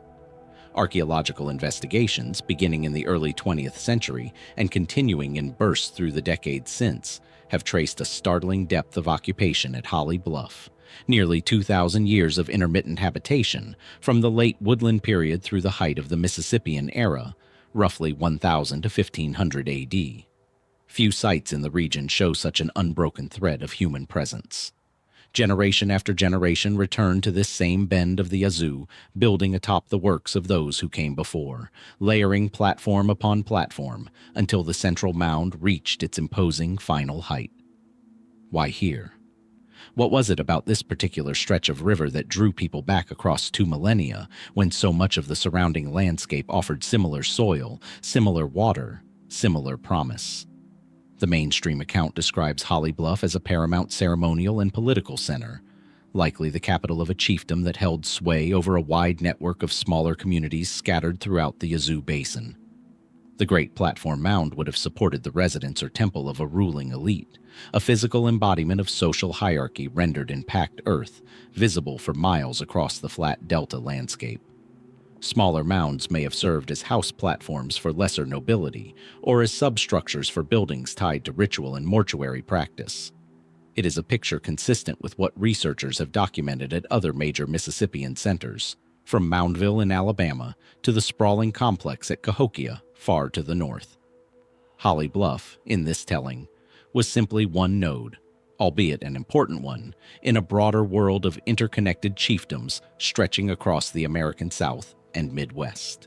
And yet the site resists easy summary. Excavated materials recovered from Holly Bluff include finely made ceramics bearing intricate incised and engraved designs, swirling motifs, geometric patterns, occasional representations that some researchers have linked to the symbolic vocabulary of what scholars call the Southeastern Ceremonial Complex, a shared iconographic tradition whose meaning remains only partially deciphered even now. Shell gorgets, engraved with imagery of raptors and serpentine figures, have surfaced at related sites throughout the region, hinting at belief systems of considerable sophistication. Cosmologies involving upper and lower worlds, celestial cycles, ancestral power channeled through animal forms. What did these symbols mean to the people who carved them? Were they purely decorative, or did they encode something closer to scripture? A visual language binding together communities who otherwise left no written record of their inner lives. Radiocarbon data and stratigraphic analysis have also revealed something curious. Periods of apparent abandonment at Holly Bluff, followed by renewed construction and habitation, as though the site's population ebbed and flowed with forces we can only guess at. Climate shifts along the Yazoo, political upheaval among rival chiefdoms, the pull of some other center of power drawing people elsewhere for a time before conditions changed again. The soil holds traces of these cycles, but not their causes. It is in these gaps, the unexplained interruptions, the symbols without a certain grammar, that more speculative interpretations have found room to grow. Independent researchers have pointed to the scale and precision of the mound building itself, questioning whether the labor and engineering knowledge required could have developed as gradually as the conventional timeline suggests, or whether it points to influences, contacts, or intellectual traditions not yet accounted for in the standard narrative. Others have focused on the raptor and serpent iconography, drawing connections, contested, unproven, to symbolic systems found in distant regions, and asking whether shared imagery implies shared contact, or simply the independent human tendency to find meaning in the same handful of powerful forms. The bird that rules the sky, the serpent that moves through water and earth alike. Mainstream archaeology remains cautious about such claims, and the evidence to fully resolve them one way or another has not yet surfaced. Much of Holly Bluff has never been excavated. The Great Mound still stands, its interior largely undisturbed, holding whatever architectural secrets or burial evidence may lie within its packed and ancient layers. The site remains, in many ways, a city whose language we can partially read but not yet fully translate. What did the people of Holly Bluff believe was watching them from atop that mound? And what, if anything, are we still failing to hear in the patterns they left behind? Water, first. The sound of it moving slowly through sawgrass, the hush of wind across a flooded prairie stretching to every horizon. Somewhere beneath that water, and the black muck it feeds, lies a set of earthworks so strange in form that archaeologists have spent half a century arguing over what they were built to do. This is Fort Center, a site tucked along Fish-Eating Creek near the northwestern edge of Lake Okeechobee, in the heart of the Florida interior. Unlike the dry uplands of Mississippi, this is wetland country, a shifting mosaic of marsh, hammock, and slow water that floods and recedes with the seasons. It is not at first thought the kind of place one expects to find monumental architecture. And yet here, beginning perhaps as early as 800 BC and continuing for well over 2,000 years, the people of this region reshaped the very ground beneath the water, constructing earthworks whose purpose remains, in significant part, unresolved. The most striking of these features is a massive circular embankment, nearly 700 feet in diameter, enclosing a low interior area that would have been at least partially submerged for much of the year. Radiating outward from this central ring, straight linear earthworks extend for hundreds of yards across the landscape, some running for over a mile before terminating abruptly in the surrounding wetland. Excavations conducted by archaeologist William Sears in the 1960s and 1970s revealed that these were not incidental piles of displaced soil, but carefully engineered features, built up over generations through sustained, coordinated labor. Labor expended, it seems, by people who had no permanent agricultural surplus of the kind typically associated with monumental construction elsewhere in the ancient world. How does a wetland society without intensive farming organize the sustained effort required to move this much earth? The conventional answer points to the extraordinary richness of the aquatic environment itself. Fish, shellfish, and wild plant resources abundant enough to support large gatherings and complex labor projects without a single planted field. It is a compelling adaptation, one that challenges assumptions about what kind of economy is required to build on a monumental scale. Then there is the pond. At the center of the great circular embankment, excavators uncovered an artificial pond, its bottom lined with the remains of a wooden charnel structure, a platform, researchers believe, on which the dead were once laid to decompose before their bones were gathered for final burial elsewhere. Wooden posts, remarkably preserved by the anaerobic mud, still bore traces of carved animal effigies when they were recovered. Birds, and other creatures rendered in a style unlike anything documented at contemporaneous sites in the southeast. What ceremony took place at this pond's edge? What did it mean to this community to return their dead to water before returning them, finally, to Earth? The waterlogged conditions that make Fort Center's wooden artifacts so rare and so revealing are the very same conditions that have kept much of the site's fuller story submerged, literally and figuratively, beyond easy reach. Beyond the Great Circle, Fort Center's builders also constructed raised agricultural fields, ridged plots elevated above the marsh, apparently designed to grow maize in a landscape where standing water would otherwise make farming impossible. This detail troubled the earlier archaeological consensus considerably, since maize cultivation of this scale and sophistication was long assumed to have arrived in Florida later and with less intensity than what the fields at Fort Center seemed to suggest. Was this an early, localized experiment in agriculture that never spread widely through the region? Or does it hint at a more complex, less linear history of plant cultivation in the ancient Southeast than the standard timeline allows? The debate among specialists continues, unresolved by any single decisive find. It is the linear earthworks, though, radiating outward from the circle like spokes without a wheel, that have drawn the most speculative attention. Their function remains genuinely uncertain even within mainstream archaeology. Proposed explanations include boundary markers, processional avenues connecting Fort Center to satellite settlements, or engineered features related to water management across the wider wetland system.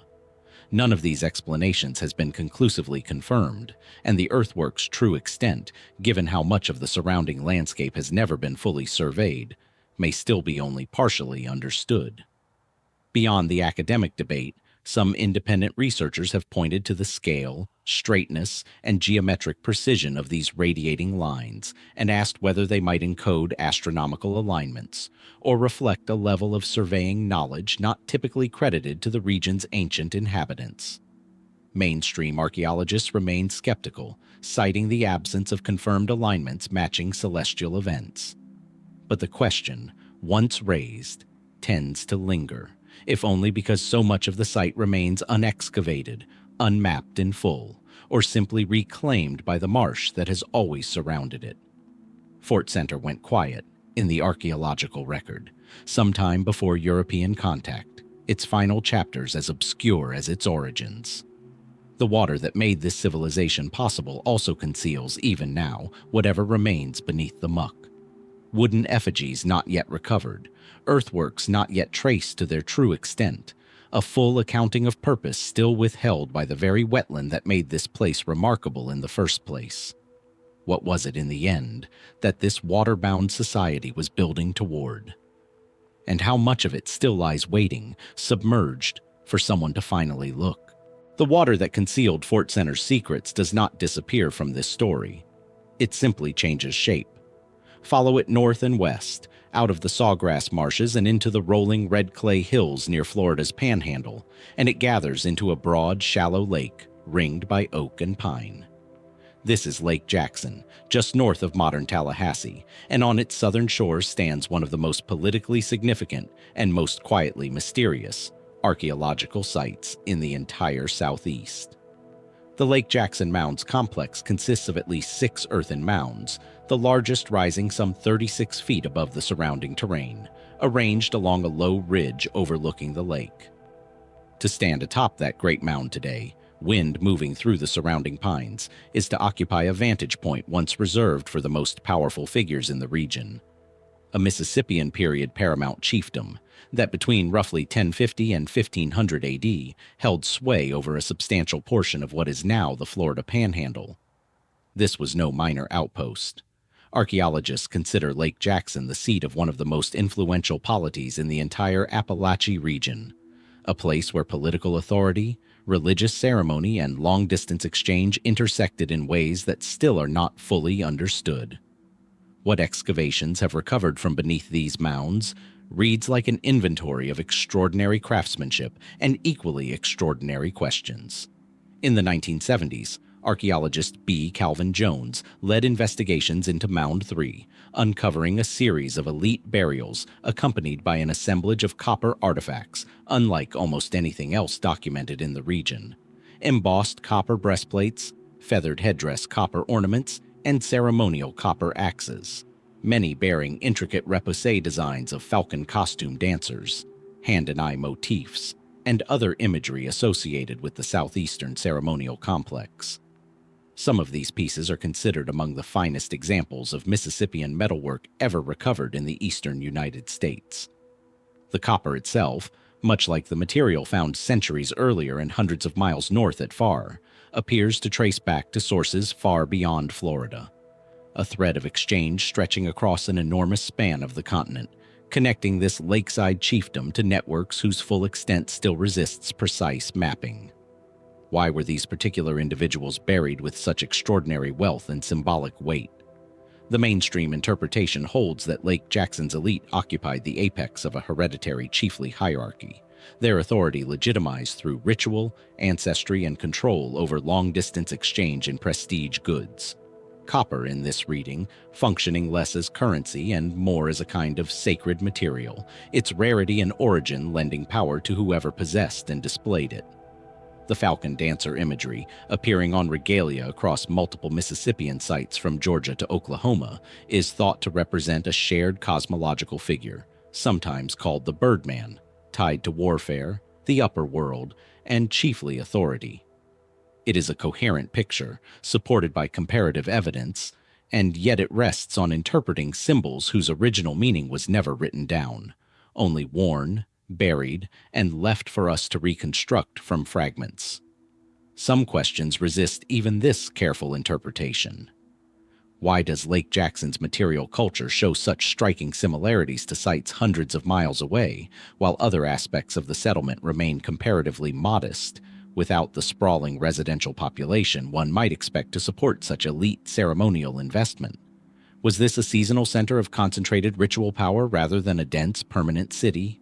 Excavations have found evidence suggesting parts of the site may have been deliberately burned and rebuilt at points during its occupation, a pattern seen at other Mississippian centers as well, sometimes interpreted as ritual renewal, sometimes as evidence of conflict or upheaval whose specific causes have left no clearer trace than ash in the soil.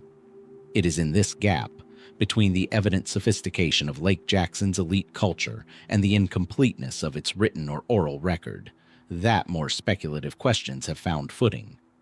Independent researchers have pointed to the striking consistency of birdman and hand-and-eye iconography across such vast geographic distances, and asked whether it reflects something more than gradual cultural diffusion.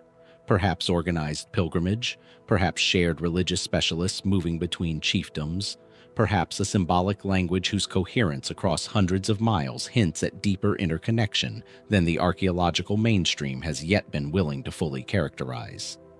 Others have focused on the copper itself, questioning whether its sourcing and working reveal exchange networks even more extensive and more organized than current models propose. These remain open lines of inquiry rather than settled claims, and much of Lake Jackson, including large portions of the surrounding settlement area, now partly beneath modern development and parkland, has never been systematically excavated. Today, the Great Mound stands within Lake Jackson Mounds Archaeological State Park, its slopes mowed and quiet, the lake glinting beyond the trees much as it must have for the chiefs once buried here in copper and ceremony. Visitors climb its earthen stairs largely unaware that beneath their feet lies one of the richest and least fully explained elite burial traditions in the ancient Southeast. What bound this lakeside seat of power to distant lands and unseen kin across so many hundreds of miles? And what else might still rest, unclaimed, beneath the ground this chiefdom once ruled? Follow the coastline now, west and south, where the Panhandle's red clay hills give way to the low, humid flatlands of Florida's Gulf Coast. Here, along the nature coast near the mouth of the Suwannee River, the land dissolves gradually into water, a maze of tidal creeks, oyster bars, and salt marsh stretching toward the horizon. Rising from this shifting coastal edge is a mound unlike any other on our journey so far. Not a monument of packed earth, but of shell.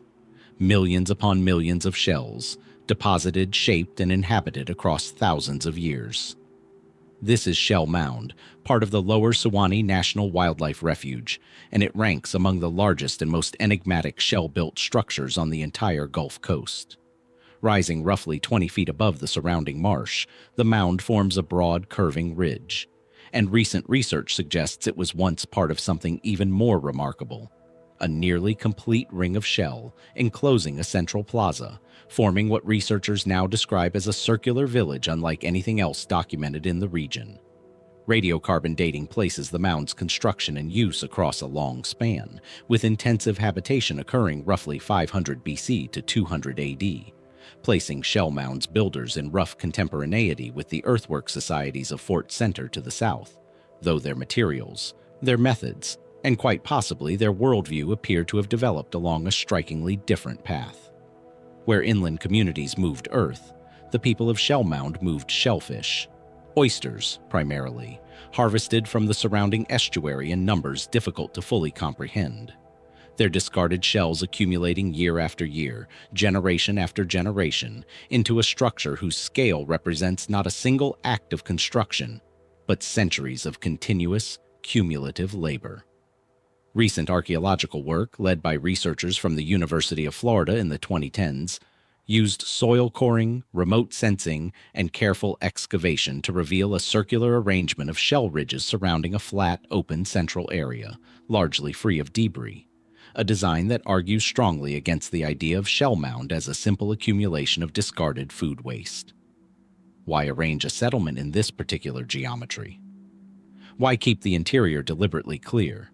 The prevailing interpretation suggests the ring formation may have served a dual purpose, functioning simultaneously as an elevated, storm-resistant living surface above the flood-prone marsh, and as an intentionally designed communal space, the central plaza perhaps used for gatherings, ceremonies, or activities requiring open, shared ground.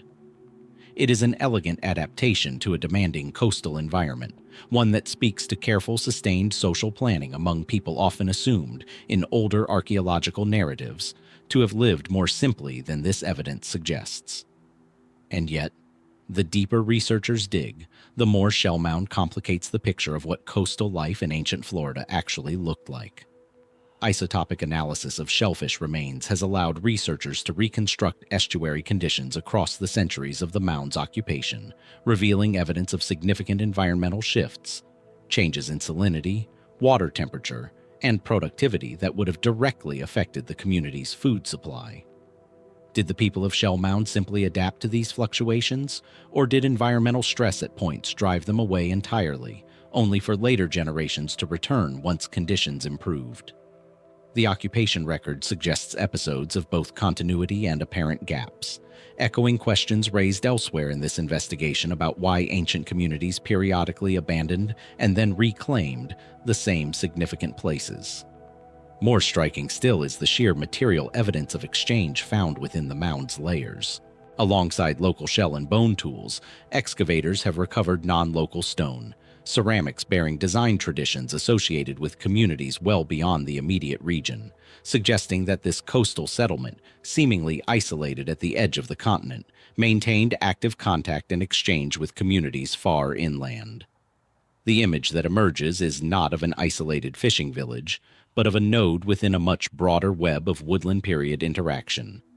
One more thread in a pattern we have now traced from the copper of the Great Lakes to the greenstone of Mississippi, to the falcon dancer copper of a Florida lakeside chiefdom centuries later. It is this pattern, recurring again and again across such different landscapes and periods, that has drawn increasing attention from researchers working outside strict archaeological orthodoxy. Some have pointed to the deliberate circular geometry at Shell Mound, echoing similar intentional arrangements documented at earthwork sites elsewhere in this investigation, and asked whether such consistent forms suggest a shared conceptual framework for organizing sacred or communal space, passed between distant, seemingly unconnected societies through means not yet fully understood. Mainstream researchers remain cautious, noting that circular arrangements are a common practical solution independently arrived at by many societies facing similar environmental and social needs. But why is this particular form recurring so persistently across so many centuries and so many miles of American coastline and interior alike? Much of Shell Mound remains unexcavated, its lower, oldest layers protected beneath the accumulated weight of everything built above them, likely holding the earliest chapters of this community's story still unread. The tide continues to rise and fall around its base, exactly as it has for over 2,000 years, indifferent to how much of the mound's purpose we have yet to fully recover. What did the people who built this ring of shell believe they were creating at its center? And how many more of these deliberate echoing patterns remain scattered across the land, waiting to be recognized as pieces of a single, larger story? A single, larger story. That was the question left hanging over the shell rings of the Suwannee coast. Not far south along that same Gulf shoreline, near the mouth of the Crystal River, another site seems to answer that question with a pattern of its own, one that has drawn researchers back to its banks for more than a century, without ever fully settling what they've found. The Crystal River Archaeological State Park preserves what many consider one of the longest continuously occupied ceremonial centers in the entire state of Florida, a complex of mounds, plazas, and, most famously, 2 carved limestone stelae, used across an extraordinary span of time from roughly 500 BC through 1400 AD. Few sites anywhere in the southeast can claim such an unbroken relationship between a single place and the generations who return to it, century after century, to bury their dead, host their ceremonies, and, apparently, to carve messages into stone that we are only partially able to read today. The site itself sits on a bend of the Crystal River, its mounds rising among moss-draped oaks within sight of the water. At its peak, the complex included burial mounds, a substantial temple mound, and a central plaza, a layout that echoes, in miniature, the ceremonial geography we've now traced from Mississippi to the Florida Panhandle. But Crystal River holds something the other sites do not. 2 carved stone stelae, upright limestone slabs bearing incised human faces, among the only such carved stone monuments documented anywhere in Florida's ancient past. The larger of the two, sometimes called Stela 3, depicts a face with what many researchers interpret as ceremonial markings, or possibly a mask, its features weathered by centuries of exposure before excavation brought it under closer study. What was this figure meant to represent? An ancestor, a deity, a chief memorialized in stone? Carved stone monuments of this kind are exceptionally rare in the pre-contact Southeast, where wood, shell, and earth were the dominant mediums of monumental expression. Why did the people of Crystal River choose stone, and choose it so selectively, when the vast majority of ceremonial construction throughout this entire region, from Pharr to Holly Bluff to Lake Jackson, relied on entirely different materials? Was this an isolated local innovation, or evidence of contact and influence from stone carving traditions further afield, perhaps from Mesoamerica or other distant regions, as some researchers have speculated over the decades? Mainstream archaeology treats such distant contact theories with considerable skepticism, favoring the idea of independent local development.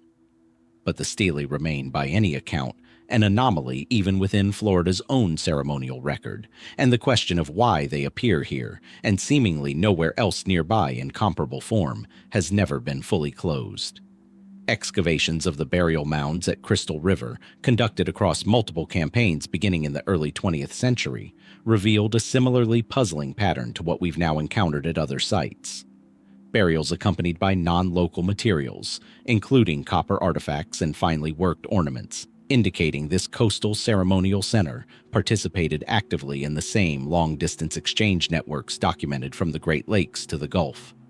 Once again, the presence of these materials raises the same unresolved question that has followed this investigation from its earliest chapters.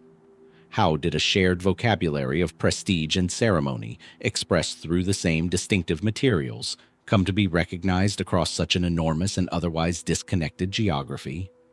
Perhaps most intriguing is the site's sheer temporal depth.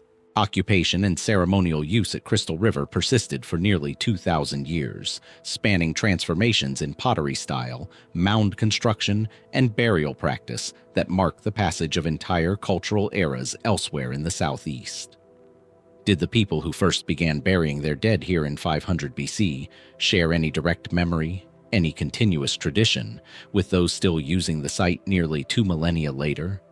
Or does Crystal River represent something closer to a sacred place recognized and reoccupied by successive, culturally distinct peoples, each drawn to the same bend of river for reasons the archaeological record can only partially explain? The stratigraphy shows continuity of place, but continuity of place is not necessarily continuity of belief. And untangling the two across 2,000 years of largely unwritten history remains one of the site's most persistent challenges. Some researchers, working at the edges of the accepted timeline, have pointed to Crystal River's stele and its unusually long occupation as evidence of a ceremonial tradition more ancient or more externally influenced than current models comfortably allow. Questions that remain, for now, without conclusive answers on either side. The mainstream position holds firm to local, gradual cultural development, but acknowledges, often quite openly, that the carved stelae remain difficult to fully contextualize within Florida's broader archaeological record.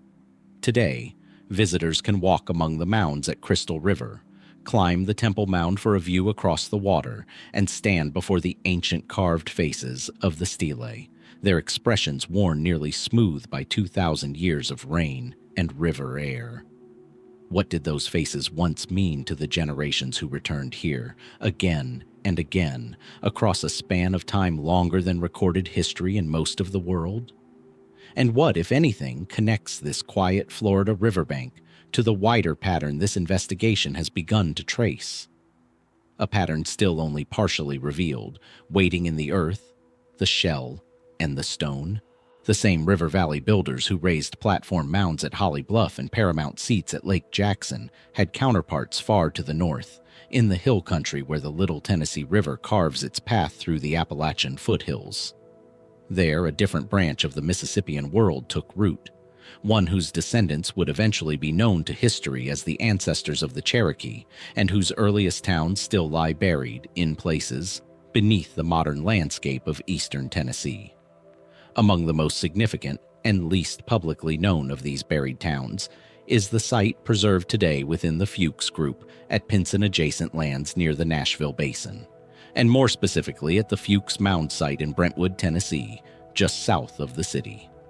Here, along a quiet stretch of ground now bordered by suburban development, lies the remnant of a substantial Mississippian town, its central platform mound rising modestly from a grassy park, giving little outward indication of the complex, densely populated settlement that once surrounded it.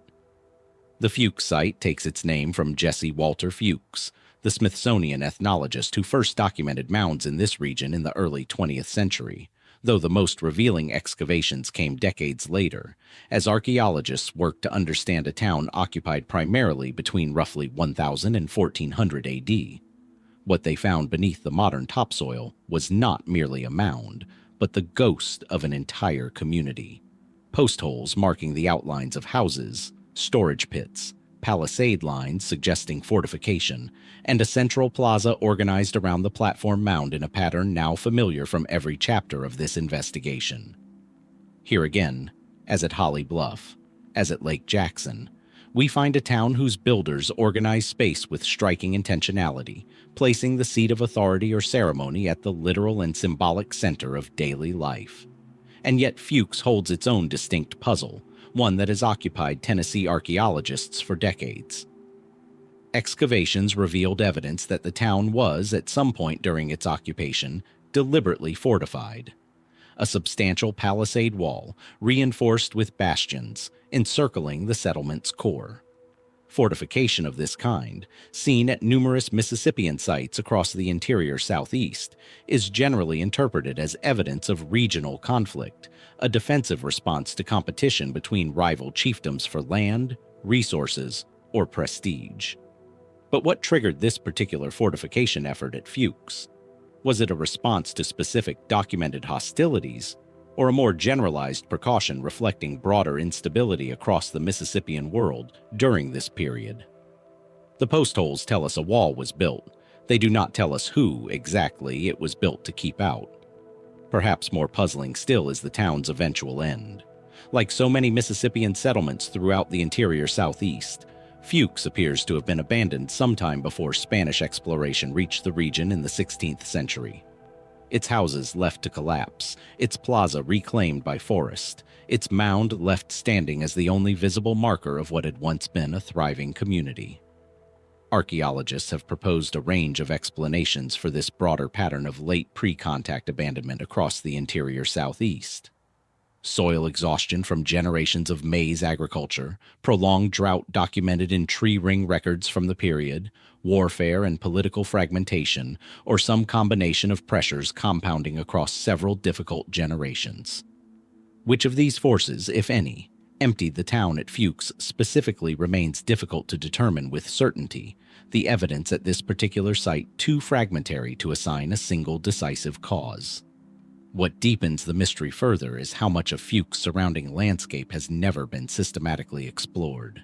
The mound and its immediate plaza have been documented and preserved, but the town itself, the full extent of its houses, its fields, its satellite structures, likely extended well beyond the boundaries of the modern park, into land now occupied by roads, homes, and shopping centers, quite possibly disturbed or destroyed before archaeologists ever had the chance to record what lay beneath. How many similar buried towns, we might reasonably ask, have already been lost this way across the rapidly developed landscape of the modern Southeast, their stories erased not by centuries of natural decay, but by a single afternoon's construction work? It is this vulnerability, the fragility of what remains, set against the losses already suffered, that has led some researchers and local advocates to argue that Fewkes represents only a small, surviving fragment of a far more extensive Mississippian presence across the Nashville Basin, one whose full scale we may never fully reconstruct. Others, working at the margins of accepted interpretation, have pointed to the fortification patterns seen at Fewkes and similar interior sites, and asked whether they reflect a broader, more widespread period of upheaval across the Mississippian world than current regional models fully capture. A hidden history of conflict and displacement whose true extent remains obscured by how little of this landscape has been allowed to speak. The mound at Fewkes still stands today, quiet within its small suburban park, largely unnoticed by the traffic passing nearby.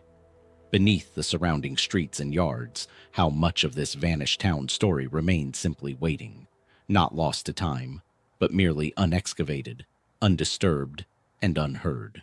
Consider for a moment how much of this investigation has depended on accident, on a construction crew stumbling onto Fewkes' hidden post holes, on a drought lowering water enough to expose Fort Center's charnel pond, on a hunter's dog, or a farmer's plow turning up the first hint of something buried. It raises an uncomfortable question the historical record rarely answers. How many sites like these were never found at all, swallowed by swamp, forest, or floodwater before anyone thought to look? Deep in the mobile Tensas Delta of southern Alabama, one such site very nearly joined that silent list. And even now, reaching it remains an act of deliberate effort rather than casual discovery. Bottle Creek is accessible only by boat, tucked within a maze of river channels, cypress swamp, and dense subtropical forest roughly 30 miles north of Mobile Bay. There is no road to this place. To visit the 18 mounds that make up the Bottle Creek complex is to travel, quite literally, into the same watery isolation that has protected, and concealed, this site for the better part of 6 centuries. Bottle Creek is remarkable for its scale alone. Its largest mound, Mound A, rises approximately 45 feet above the surrounding swamp, making it one of the tallest Mississippian period earthworks anywhere along the Gulf Coast. Around this central mound, 17 additional mounds are arranged across a low natural levee, forming a complex that archaeologists believe served between roughly 1250 and 1550 AD as the paramount ceremonial and political center for the Pensacola culture. A Mississippian period society whose territory once stretched across the coastal margins of what are now Alabama, Mississippi, and the Florida Panhandle. In scale and evident authority, Bottle Creek appears to occupy a role along the Gulf comparable to what we have already traced at Lake Jackson to the east, and Moundville, its likely political and cultural cousin, upriver to the north. That relationship with Moundville forms one of the site's more persistent puzzles. Ceramic styles, mound construction techniques, and elements of material culture recovered at Bottle Creek show clear connections to Moundville, Alabama's largest and most thoroughly documented Mississippian center, located roughly 100 miles north along the Black Warrior River. Was Bottle Creek founded as a coastal outpost of Moundville's political influence, extending that inland chiefdom's reach down to the Gulf's rich estuarine resources? Or did it emerge as an independent allied power, connected to Moundville through trade and shared ceremonial tradition rather than direct political control? Archaeologists remain divided, and the swampy isolation that has preserved Bottle Creek so well has also, ironically, limited the scale of excavation needed to settle the question definitively. The mobile Tensas Delta itself raises a further, more fundamental question. Why build a paramount ceremonial center here at all, in a location so difficult to reach, so vulnerable to flooding, so removed from the kind of open agricultural land that typically sustained large Mississippian populations? The prevailing explanation points to the Delta's extraordinary natural wealth: fish, shellfish, waterfowl, and access to both interior river trade routes and the Gulf itself, making Bottle Creek a strategically positioned hub for exchange between coastal and inland Mississippian worlds, its very inaccessibility perhaps functioning as much as a defensive asset as an inconvenience. It is a reasonable explanation for an unreasonable-seeming location. And yet one might still wonder what it demanded of the people who built and maintained 18 earthen mounds by hand, in a swamp, generation after generation, far from easy reach.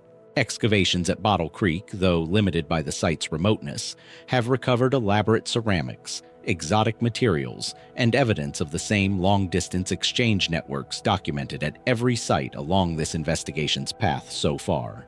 Further threads in a web connecting the Gulf Coast to distant sources of copper, shell, and stone. Radiocarbon and stratigraphic evidence suggests the site's population and ceremonial intensity fluctuated across its 3 centuries of use, with periods of apparent decline followed by renewed construction. Another echo of the cyclical abandonment and reoccupation pattern seen from Holly Bluff to Crystal River, a pattern this investigation has now encountered so many times that it begins to feel less like coincidence and more like something structural to Mississippian society itself, however incompletely we understand its cause. Bottle Creek's isolation, the very quality that preserved it, has also meant that large portions of the site remain unexcavated, its swampy ground resistant to the kind of extensive systematic survey conducted at more accessible Mississippian centers. What lies beneath its remaining unexplored mounds? What final answers about its relationship to Moundville, its reasons for decline, its role in binding the Gulf Coast to the wider Mississippian world, may simply have to wait, protected for now by the very swamp that has always guarded it. Standing atop Mound A, with the delta's green water and cypress stretching in every direction, one might ask, how many more centers of power did this civilization build in places we have simply never thought or never managed to reach? Places we have simply never thought to reach. And yet some places were found early, studied intensely, and still refused to give up their answers.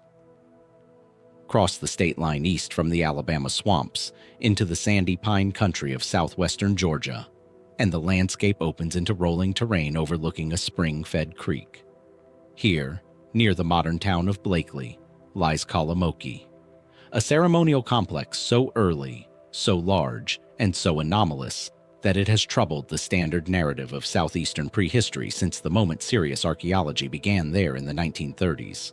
Kolomoki spreads across more than 1,000 acres, encompassing at least 9 mounds, the largest of which, the Great Temple Mound, rises 56 feet above the surrounding pine flatwoods, a scale that would be unremarkable at a late Mississippian center like Moundville or Bottle Creek, but which becomes deeply puzzling once we account for when Kolomoki was actually built.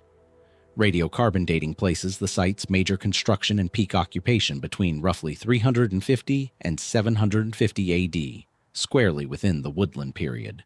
Centuries before the platform mound, chiefdom-level societies of the Mississippian world would rise elsewhere across the southeast. Kolomoki, in other words, appears to have achieved a scale of monumental construction and social complexity that standard models suggest should not have existed yet, in a place and time nominally still defined by more modest dispersed woodland communities. This chronological anomaly has occupied archaeologists for nearly a century. How did a woodland period community, without the intensive maize agriculture typically associated with supporting later Mississippian population densities, organize the labor to build a mound reaching nearly 60 feet into the sky? The Great Temple Mound at Kolomoki is not merely large. It required a construction effort comparable to sites built centuries later, by societies with agricultural economies generally understood to be far more capable of supporting such projects. Excavations led by archaeologist William Sears, the very same researcher who would later unravel the mysteries of Fort Center, began at Kolomoki in the late 1940s, and his findings only deepened the puzzle rather than resolving it. Sears proposed that Kolomoki represented an early, localized experiment in complex chiefdom-level society, one that emerged, flourished, and ultimately dissolved centuries before comparable levels of social complexity became widespread elsewhere in the Southeast. It was, in his reading, a civilization ahead of its own historical moment, a premature peak, reached and then abandoned, with no clear successor absorbing or continuing what had been built. Why would a society achieve such complexity and then, within a few centuries, apparently withdraw from it, leaving the mounds to be reclaimed by the same pine forest from which they had first been raised? This question of premature collapse, of complexity rising and then receding rather than building steadily toward later Mississippian civilization, remains one of Kolomoki's central, unresolved puzzles. Later reanalysis of Sears's original findings, conducted by subsequent generations of archaeologists working with more refined dating techniques, has complicated the picture further still, suggesting the site's occupation and use may have been more episodic, more complex in its internal chronology than the original single peak and decline narrative proposed. Did Kolomoki represent one sustained society reaching an early peak, or multiple successive groups, each drawn to the same place across intermittent centuries, each contributing to a monumental landscape whose overall coherence may be more apparent to us, looking back, than it ever was to the people who actually lived and died there? The burial practices documented at Kolomoki add yet another layer to the site's mystery. Excavations of the mortuary mounds revealed elaborate grave goods, including finely made effigy vessels, ceramic pots shaped into the forms of birds, animals, and human figures, some considered among the finest examples of woodland period ceramic artistry anywhere in the southeast. One mound in particular yielded a burial accompanied by dozens of ceramic vessels and the remains of individuals interred with clear evidence of differential status, some accompanied by rich offerings, others with comparatively little, a pattern suggesting social hierarchy considerably more developed than the egalitarian norms often assumed to characterize woodland period societies more broadly. If Kolomoki's people maintained ranked social distinctions of this kind, centuries before such hierarchy became the norm elsewhere, what social or ideological framework supported it? And why does evidence for comparably ranked woodland period societies remain so sparse elsewhere in the region, leaving Kolomoki looking less like the leading edge of a broader trend and more like an isolated, unexplained exception? Kolomoki's ceremonial landscape extends well beyond its mounds. Excavations have revealed the presence of a substantial plaza, evidence of large-scale communal feasting, vast deposits of pottery and animal bones suggesting gatherings involving hundreds, if not thousands, of participants at their peak. What drew such crowds to this particular spot, repeatedly, across generations? The prevailing interpretation suggests Kolomoki functioned as a major regional ceremonial and mortuary center, drawing dispersed woodland communities from across a wide surrounding territory for periodic rites, feasting, and the reinforcement of social and political ties, not unlike the interpretation proposed for Pharr Mounds far to the west, though on a considerably larger and more socially stratified scale. It is a coherent explanation, grounded in comparative evidence. And yet, it does not fully resolve why this particular gathering place, among the many similar woodland period sites scattered across the southeast, grew so disproportionately large, so early, compared to its contemporaries. It is this disproportion, the sheer scale of Kolomoki's apparent leap ahead of its own era, that has invited more speculative interpretation at the margins of accepted archaeology. Some researchers have questioned whether the standard chronological framework for woodland to Mississippian social evolution, generally understood as a gradual, steady progression toward greater complexity, adequately accounts for a site like Kolomoki at all, suggesting instead that social complexity in the ancient Southeast may have developed in fits and starts, rising and receding in different places at different times, rather than following the single, smooth trajectory often presented in simplified historical narratives. Others, more speculative still, have pointed to the effigy vessels and asked what belief systems or symbolic frameworks might have inspired such distinctive, individualized artistic expression at this particular site, when comparable ceramic traditions elsewhere in the woodland southeast tended toward more standardized, less elaborate forms. These questions remain, for the most part, unresolved within the mainstream literature, acknowledged as genuine puzzles rather than settled matters, the site's own complexity resisting easy incorporation into broader regional models. Much of Kolomoki has been preserved today within Kolomoki Mound State Park, its 9 mounds rising quietly among pines and open fields, walking trails winding between earthworks that predate, by centuries, the great Mississippian centers we have already traced across this investigation: Moundville, Lake Jackson, Bottle Creek. Visitors climbing the Great Temple Mound today stand atop a monument whose very existence still challenges how confidently we can describe the pace and the pattern of ancient social change in the American Southeast. What allowed Kolomoki to rise so far, so early, ahead of its era? And what was ultimately lost, when whatever singular circumstance produced it quietly came to an end, leaving no clear successor to carry its achievement forward into the centuries that followed. 56 feet into the sky, that was the height Kolomoki's builders reached, centuries ahead of their time, before the effort seemingly receded and the pines closed back in. Not far east, across the Florida line near modern Tallahassee, an even taller mound rises from the landscape, one whose builders left behind a puzzle of an entirely different kind. Not a question of how they achieved so much, but of who they even were. The Letchworth-Love Mounds Archaeological State Park, formerly known simply as Letchworth Mounds, preserves the tallest Native American mound in the state of Florida, its Mound A rising an imposing 46 feet above the surrounding landscape near Lake Miccosukee, roughly 10 miles northeast of the Florida capital. To stand at its base and look upward is to confront once again the same enduring question that has followed this investigation across 7 states now. What kind of society commits itself to raising so much earth, so high, in a single deliberate act of collective will? And what did they believe they were building toward? Letchworth-Love's story begins earlier than many of the sites we've traced so far. Archaeological evidence places the site's origins in the Middle Woodland period, with radiocarbon dates and diagnostic pottery styles suggesting significant activity between roughly 200 BC and 600 AD, placing its earliest phases in rough contemporaneity with Pharr mounds far to the west, and its later use overlapping with the rise of Kolomoki.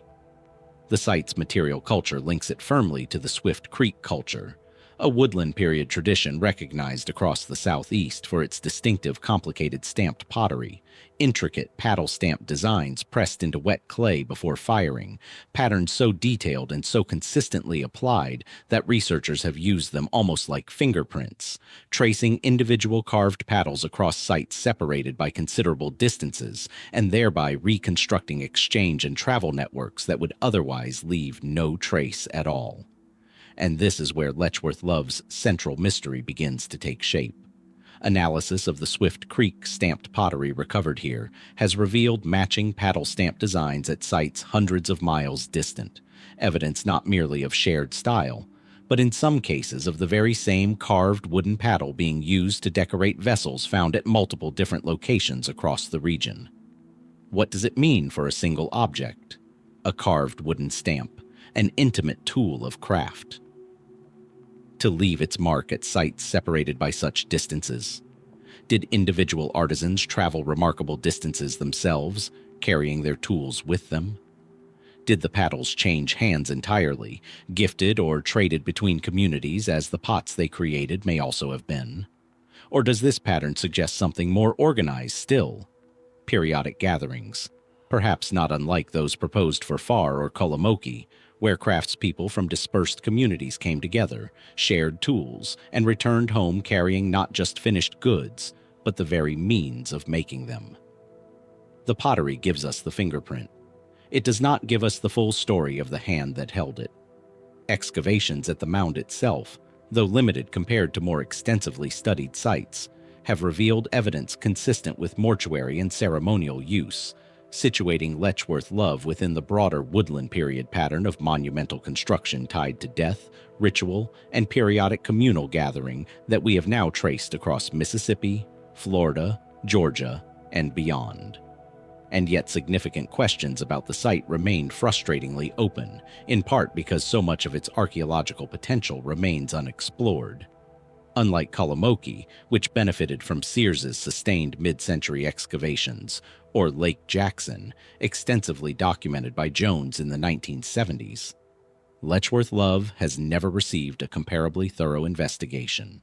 The site was long overshadowed in public awareness and research priority alike by better-known woodland and Mississippian centers elsewhere in Florida.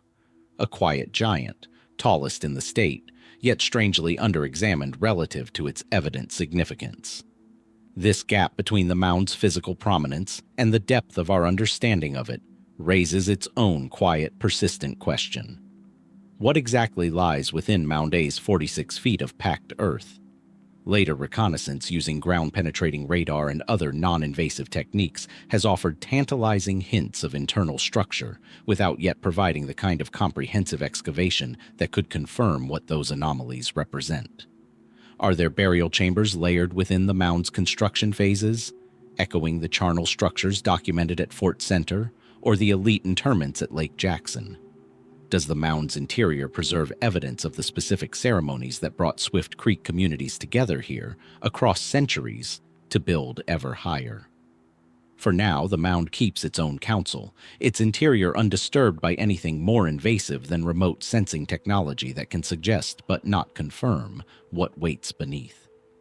It is this combination, genuine physical scale paired with genuine investigative gaps, that has made Letchworth-Love a site of quiet fascination for researchers working at the margins of the mainstream narrative.